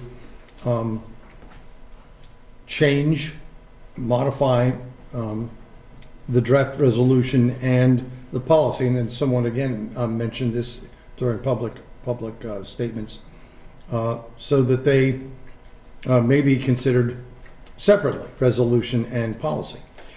All those things have yet to be decided.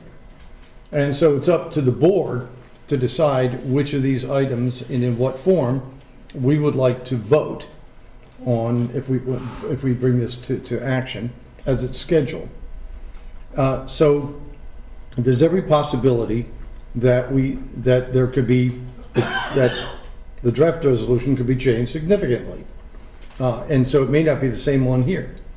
But as soon as that happens, we will present it to the superintendent, who will make sure that it's available for everybody to see.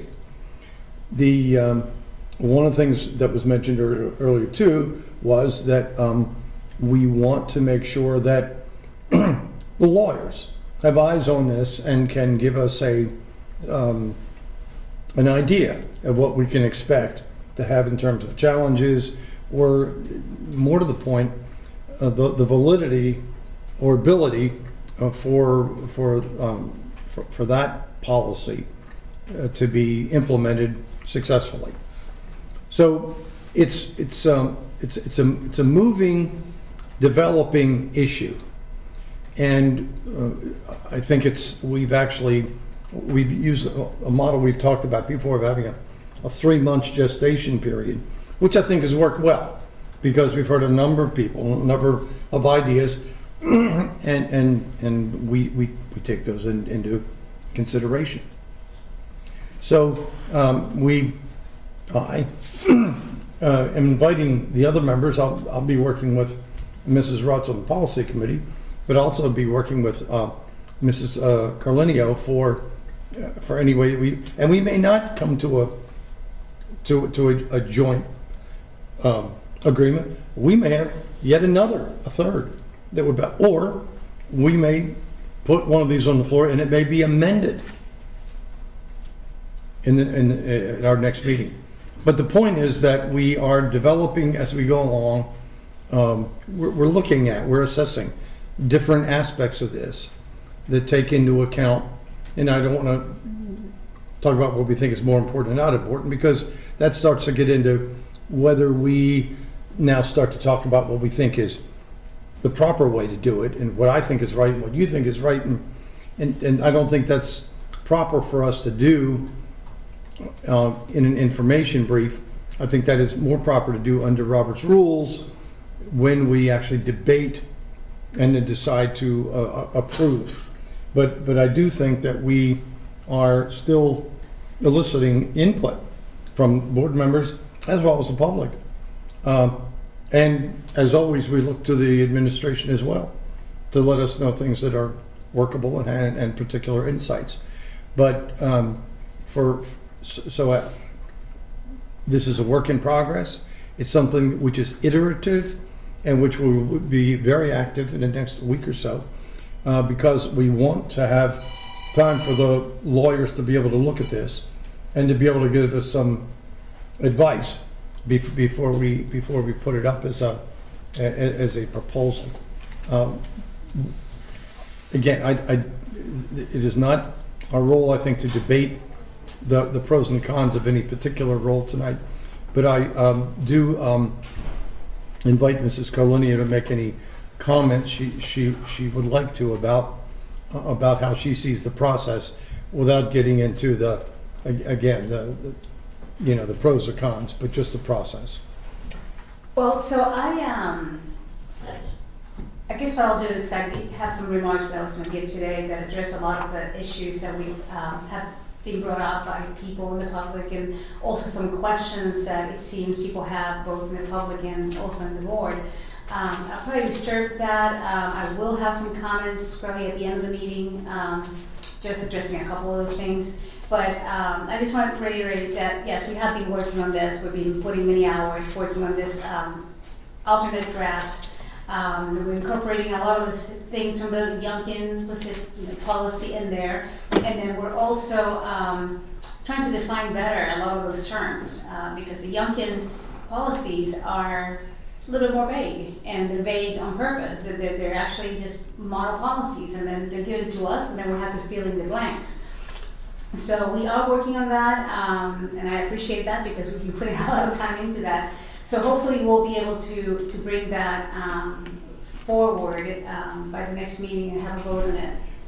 And I would like to reiterate what Mrs. Carlinio just said in terms of school board members should not worry about speaking during school board member comments tonight. If we want to say something about this, it is germane and it's right that we do so. So, but I do not think it's proper that we do so during the informational brief. So I think with that, Dr. Shepherd, we've tried to give a sense of process here, and so I think we can let it go at that for the moment. And then if any school board member does have anything they want to say in terms of advocacy or whatever during school board member comments, that would be the proper time. So with that, we're going to move to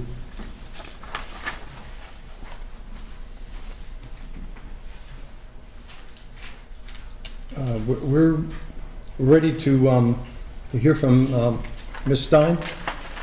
Never thought you'd get a chance, did you? But at long last. We're going to hear about the request to increase the special budget fund for fiscal year 24. Thank you, Mr. Chairman. Thank you. Members of the board. First, I'd like to bring tonight, we're requesting to increase the special budget for the Early Childhood Provisionally Licensed Teacher Grant.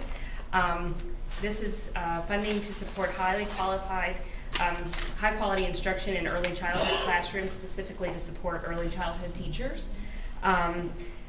It helps them become fully licensed, and it was awarded to Shenandoah County Public Schools in the amount of $24,000. So this is for information tonight, and it will be on your action items on your March 14th meeting. Questions?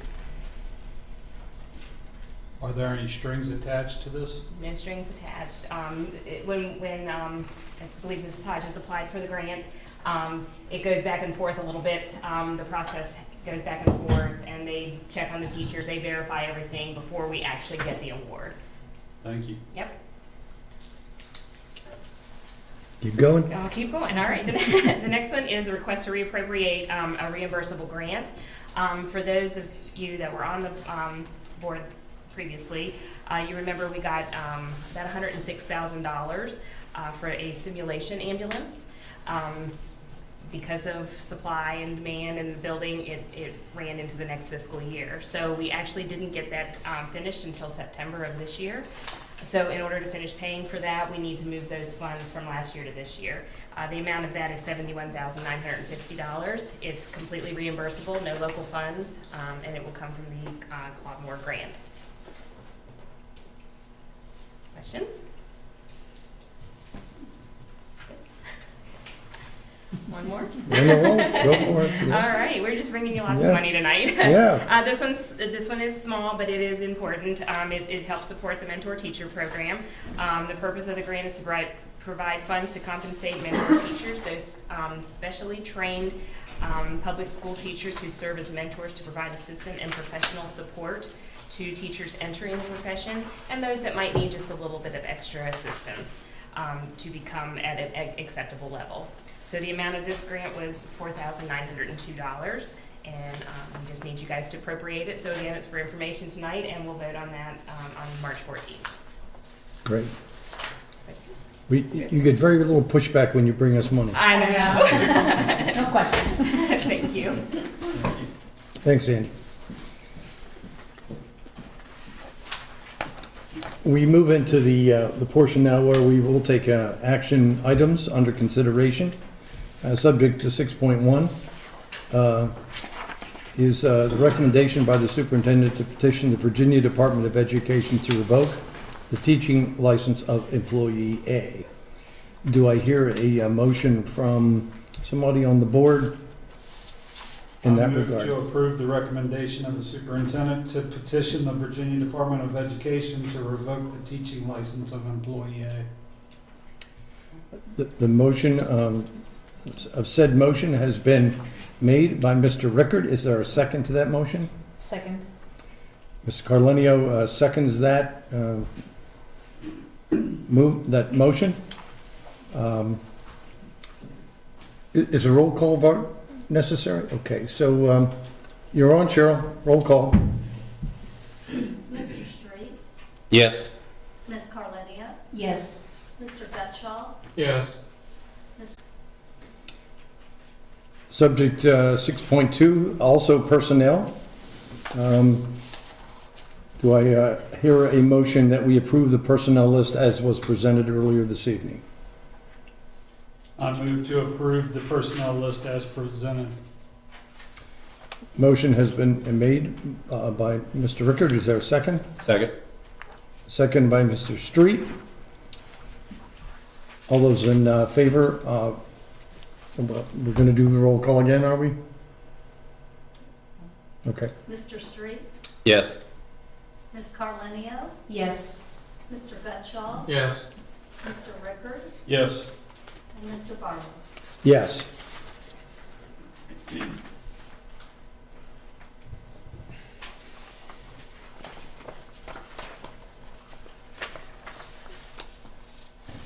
Okay, so 6.3, action is to request to increase the fiscal year 2024 operational budget for additional state funds applied for and received for reimbursement to teachers enrolled in and have paid for dual enrollment courses.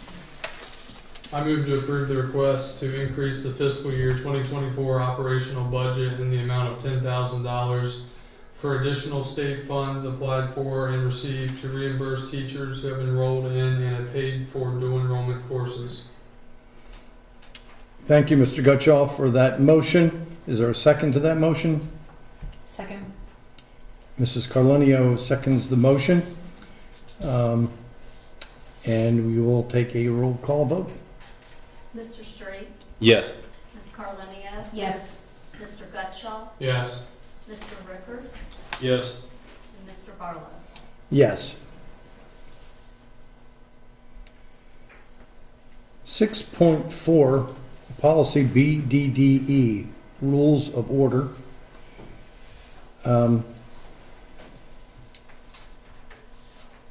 There was a recommendation last month, or probably previous, made by Mr. Rickard that we codify and that we accept for our rules, Robert's Rules of Order.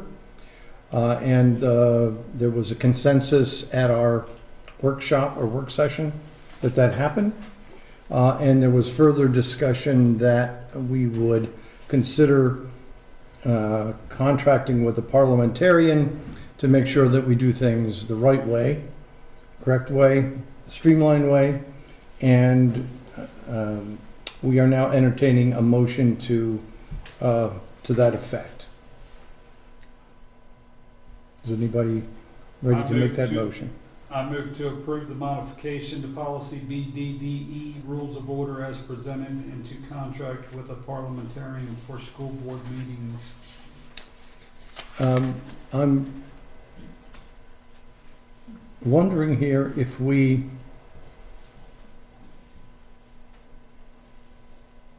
need to, I think our discussion was that we make it Robert's Rules of Order, Which I think Dr. Shepard had redlined. yes, and so that was, Dr. Shepard, that was what you've actually presented to us? Yeah, the Shenandoah County School Board Yeah. adheres to Robert's Rules of Order and adopts bylaws, policies, and regulations. It's a little further down in the explanation or Yeah, summary. there we go. Yes. Okay. So that would, who made that motion? Was that you? Okay. Would you restate that then, please? I move to approve the modification to policy BDDE, rules of order as presented, and to contract with a parliamentarian for school board meetings. All right, thank you, Mr. Rickard. Is there a second to that motion? Second. Mrs. Carlenio seconds it, and we're ready for a vote. Mr. Straight? Yes. Ms. Carlenio? Yes. Mr. Gutschall, Yes. Mr. Ricker, Yes. and Mr. Barlow. Yes.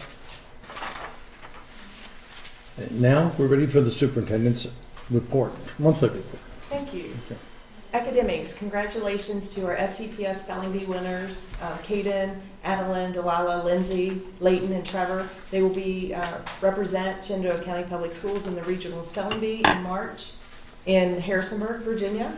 Our January attendance was 94.22%, an increase of almost 1% over the last year, and we would like to continue to thank our families for making attendance a priority and to thank our teachers, staff, and administrators for their hard work this year to improve attendance.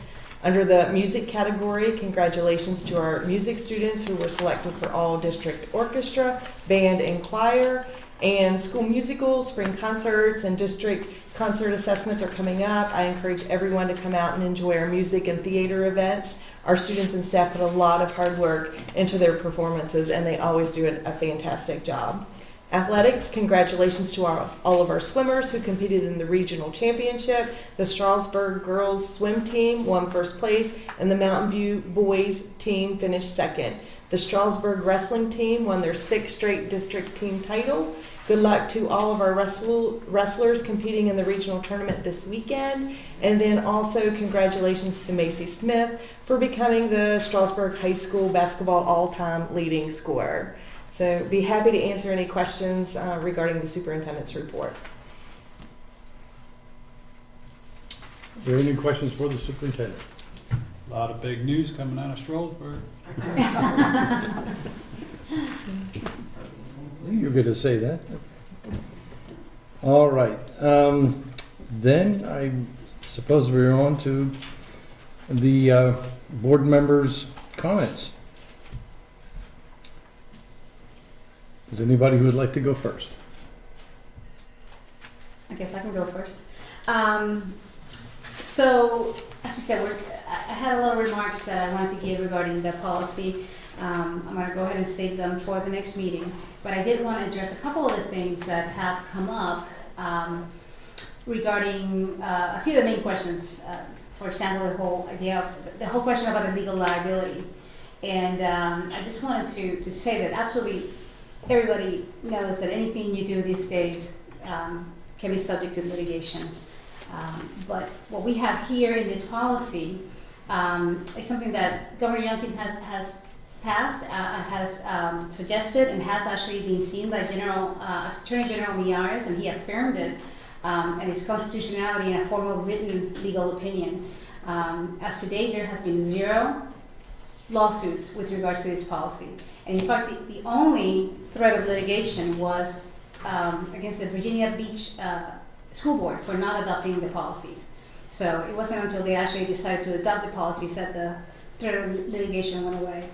The other thing is, we get a lot of questions about the Youngkin model policies and why aren't we just passing that and aren't they good enough? And the answer is no. And both Governor Youngkin and Attorney General Miyares, both of them stated it in their statements when they said, each school board shall adopt policies that are consistent with, but may be more comprehensive than the sample policy. Throughout the process of drafting this policy, I have spoken to more than a dozen people, either attorneys or people who have actually worked or spoken personally to Governor Youngkin regarding these policies. And every single one stated that the model policies were a watered-down version of what the governor really wanted, designed to have those politically split school boards. It was always the expectation that predominantly conservative boards, such as ours is supposed to be, would actually adopt these more stringent measures. Another thing that I wanted to kind of address is the idea of this is not something that we should be focusing on. And this is very important. It's important because we're trying to protect all the students, not just the girls, not just the boys, not just the teachers, not just the staff, but even the transgenders or the students who are facing gender identity questions as well. And I will talk about that more next time. But I did want to mention that just because we're working on this doesn't mean we're not working on anything else. And I can assure you already in the first month that I've been here, I've spent a lot of time. I mean, dozens and dozens of hours that we have spent talking to staff, talking to Ms. Shepard, talking to other school board members, going to the schools. So we're doing both things at the same time. I can actually walk and chew gum at the same time, believe it or not. I just wanted to bring those issues up because I know a lot of people have brought them, but I do have a lot more to say next time. And I just want to say, a lot of the comments that I heard today, I'm even wondering what policy is going on. I mean, it almost seems like there's an alternate policy out there that people are meeting that I don't know about. Because what this policy is doing is just setting some parameters for what we're doing. We're not banning transgender kids. We're not afraid of them. We're not denying them. We're just saying what parameters need to be put in place for a school system to be able to recognize them and what kind of issues we're going to have to deal with once we have them in schools. So I urge everybody to go ahead and read the policy. And if they have any questions, please feel free to reach out to any of us. And again, thank you all for coming here today and for everybody who spoke up one way or another. I appreciate that. Thank you. I'll go next. Go for it. I got to kind of tag on to Ms. Carlenio, the stuff that was said here tonight about bigotry and bullying. You're not going to find people that love our kids any more than we do. And bottom line is, it's our job to protect them. That means protect every single one of them. It doesn't matter whether they're having gender identity issues, whether they identify as queer or whatever. The bottom line is, when one of those children go into the bathroom, it's our responsibility to make sure they're not bullied or beat up or anything like that in the bathroom. So that's what makes policies like this necessary. When you got to spell it out so that everybody understands, including the staff, this policy, the emails I've received, I sit there and I read the email and I go, did this person even read the same policy that I'm reading? Because I don't think they did. I don't think they can get past the word transgender on the policy. The bottom line is, this protects our staff, it protects the parents, it protects the kids. I'll have more to say about it in the work session and in the upcoming meetings. I really hate to look like we're kicking the can down the road because I can't stand that. That's one thing I can't stand is red tape.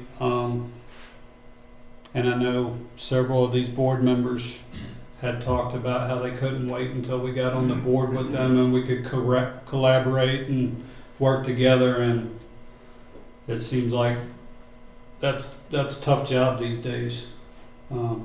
The one thing I will end with is I urge our admin, when you go to meet with a teacher, remember your days as a teacher. We have a lot of teachers reaching out to us right now that are suffering burnout, and they're on the verge. So when you go to meet with those teachers, maybe ask yourself, does it need to be an hour meeting? Can we condense it down to 15 minutes? We've got a lot of good staff, and I hate to see any of them leave. Thank you. Oh, you what? Yes, real quick. I guess I'm also a bottom line person. I do look forward to seeing what can come together between Governor Youngkin's and Mrs. Carlenio's proposal, what we can intertwine and come up with. I do agree with what already has been said. Protecting everybody, all the students, the staff, and what is it, you know, frankly, I think sometimes the more we, you know, bend this or bend that, it becomes more complicated. But anyway, I am looking forward to what we can come up. Yes, I don't want to kick the can down the road. I don't want to drag out, but at the same time, I do want us to do our due diligence and make sure we feel comfortable and write what we come up with. Moving on, I want to thank WW Robinson for the thank you card that they sent me. I appreciate it. It means a lot. Also just want to throw out there what I've kind of been up to here since January 1st. Officially visited Honey Run Elementary. Had a great tour and a great opportunity there with Mrs. Berner. Also officially toured North Fork Middle School with Mrs. Dunham. So I have yet to go. The next on the list down the road is officially visiting Mountain View High School. I've taken the time to spend with the transportation department. There's no doubt about it. That facility is, it needs attention. It needs to be brought up to speed in time today. Are they skimping by? Yes. But I think they deserve some attention. So meeting in that department, also taking time to deal with, Dr. Shepard mentioned the healthcare met today. Trying to do the best that can be done for our employees is very big on my list. I'm a person that's all about respect. Respect is very high on my list. How we treat one another, how people are treated. We all are human beings, and so respect is how individuals are treated. But so under that, she can tell you, I'm not even on the Shenandoah County employee healthcare system, and I was really bummed because, we're trying our best to help these employees out, and there's some hurdles. All I can say is we're doing our best. We're looking at all options. How can we make it financially better for our employees? So all I can say is we're doing our best. I've had time to, even though it may not be my committee, but I did have to take the time to spend with Mr. Danny Orts today under these facility projects, and looking into that, what the needs are, and just giving things attention, and how can we do it better. I hope that somehow, some way, we can juggle this whole budget thing, and I hope that we can work together with the Board of Supervisors, because they need to be a part of it too. Yes, they're the Board of Supervisors of the county, we're the school board, but in my book, we have to work together. We have to make them a part of this school system. They have kids. Some of them have kids. They're in the school system. So I'm hoping I'm looking forward and hoping we can work together to somehow juggle this big equation, the needs, that we need, and what can be done there, and the revenue, where that comes from, and how can we make this thing work. So far, I do want to compliment Dr. Shepard. I've enjoyed working with her so far this year, and she's a great person to work with. And that's all I have. The Finance Committee met, when was that, last week? Friday. Ms. Carlenio and I met with the part of the Finance Committee, and our primary objective was looking at the capital improvement plan. That's something we went through tonight. There's probably, I don't know if there's any more left over there, but that's this big list here. I saw it on the slideshow earlier. So a lot of discussions and some of our priorities. I'm sure we'll get to that at the next work session, and then at the next committee meeting. Other thing is, I got to go to W.W. Robinson. I was invited like a week or two ago. The positive peer leadership team. So when I got there, I was given cards. If all the board members would lift up their cards, that'd be nice. So we all got our own little cards. Miss Rutz has one as well. This leadership, you got two of them. I don't know what you're talking about. Right there. There you go. He's the only one that got two, and he couldn't find one. What's black? Yeah. This is a group that I think it's like maybe fifth graders. I can't remember what the group consists of, but they're trying to mentor, I guess, younger kids, first grade, second grade, and yeah. But I think they meet every once in a while. They have a couple of different leaders or advisors within the school that kind of operate it. So it's always good to have leadership groups, whether it's at the elementary level or middle or high. So thank you to the schools. We've gotten plenty of invitations this month to different events and stuff, and think that's one thing that we probably do better than a lot of school systems is it's a very open and transparent process for the most part. You know, our schools actually want us in there, which I know some places that's not the case. So I'm glad that they're willing to have us in to see what's going on. One thing for the new board members to know is February you eat really well. There's plenty of meal opportunities. But anyways, a lot of good things happening inside the schools, and hopefully board members will be able to attend some of the events throughout the county during the month. That's all I have. Mr. Chairman, can I say one more thing I forgot? Go for it. Also forgot to mention, because I was very impressed, and I apologize for forgetting about it, I also visited and toured Triplet Tech. I was very impressed with that.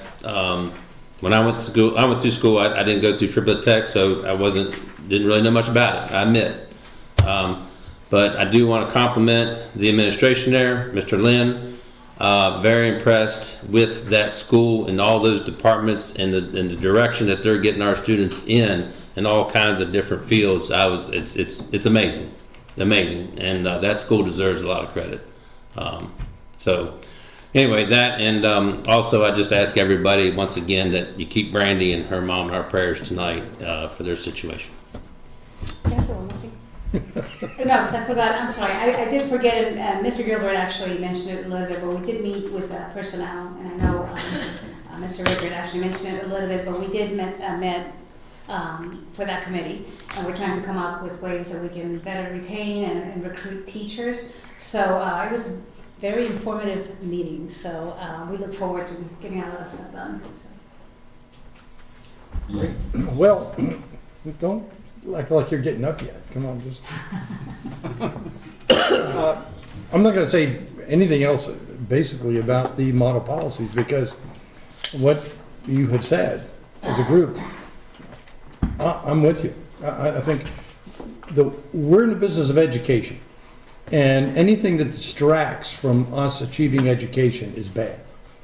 And so we need to make sure every child is valued, is protected, and every child has the ability to learn without distractions that can be even worse than distractions. They can be dangerous, and I think we're on the right track. That's my opinion. Second, and so I'm just going to leave that issue until we get back to it next month, but we'll be developing.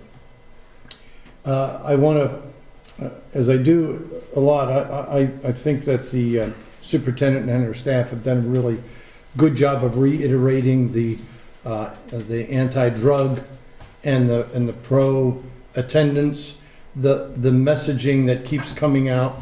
I'm working with another committee I'm on.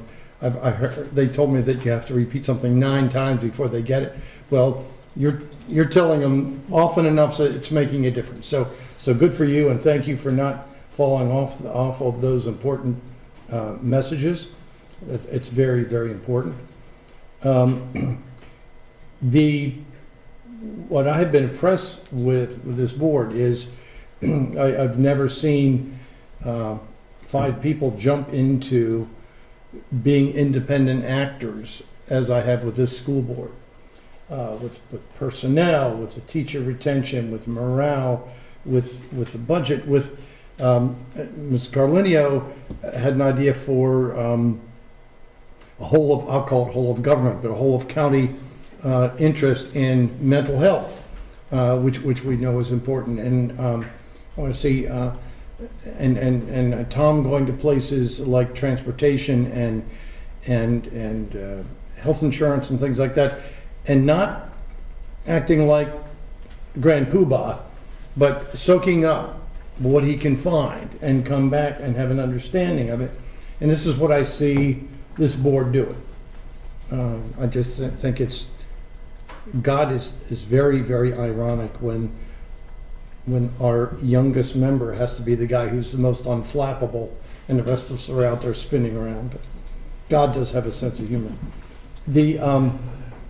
I'm going to end with my, you ever see Ben-Hur? I love Ben-Hur. But everybody else loves the chariot scene. Okay, I guess.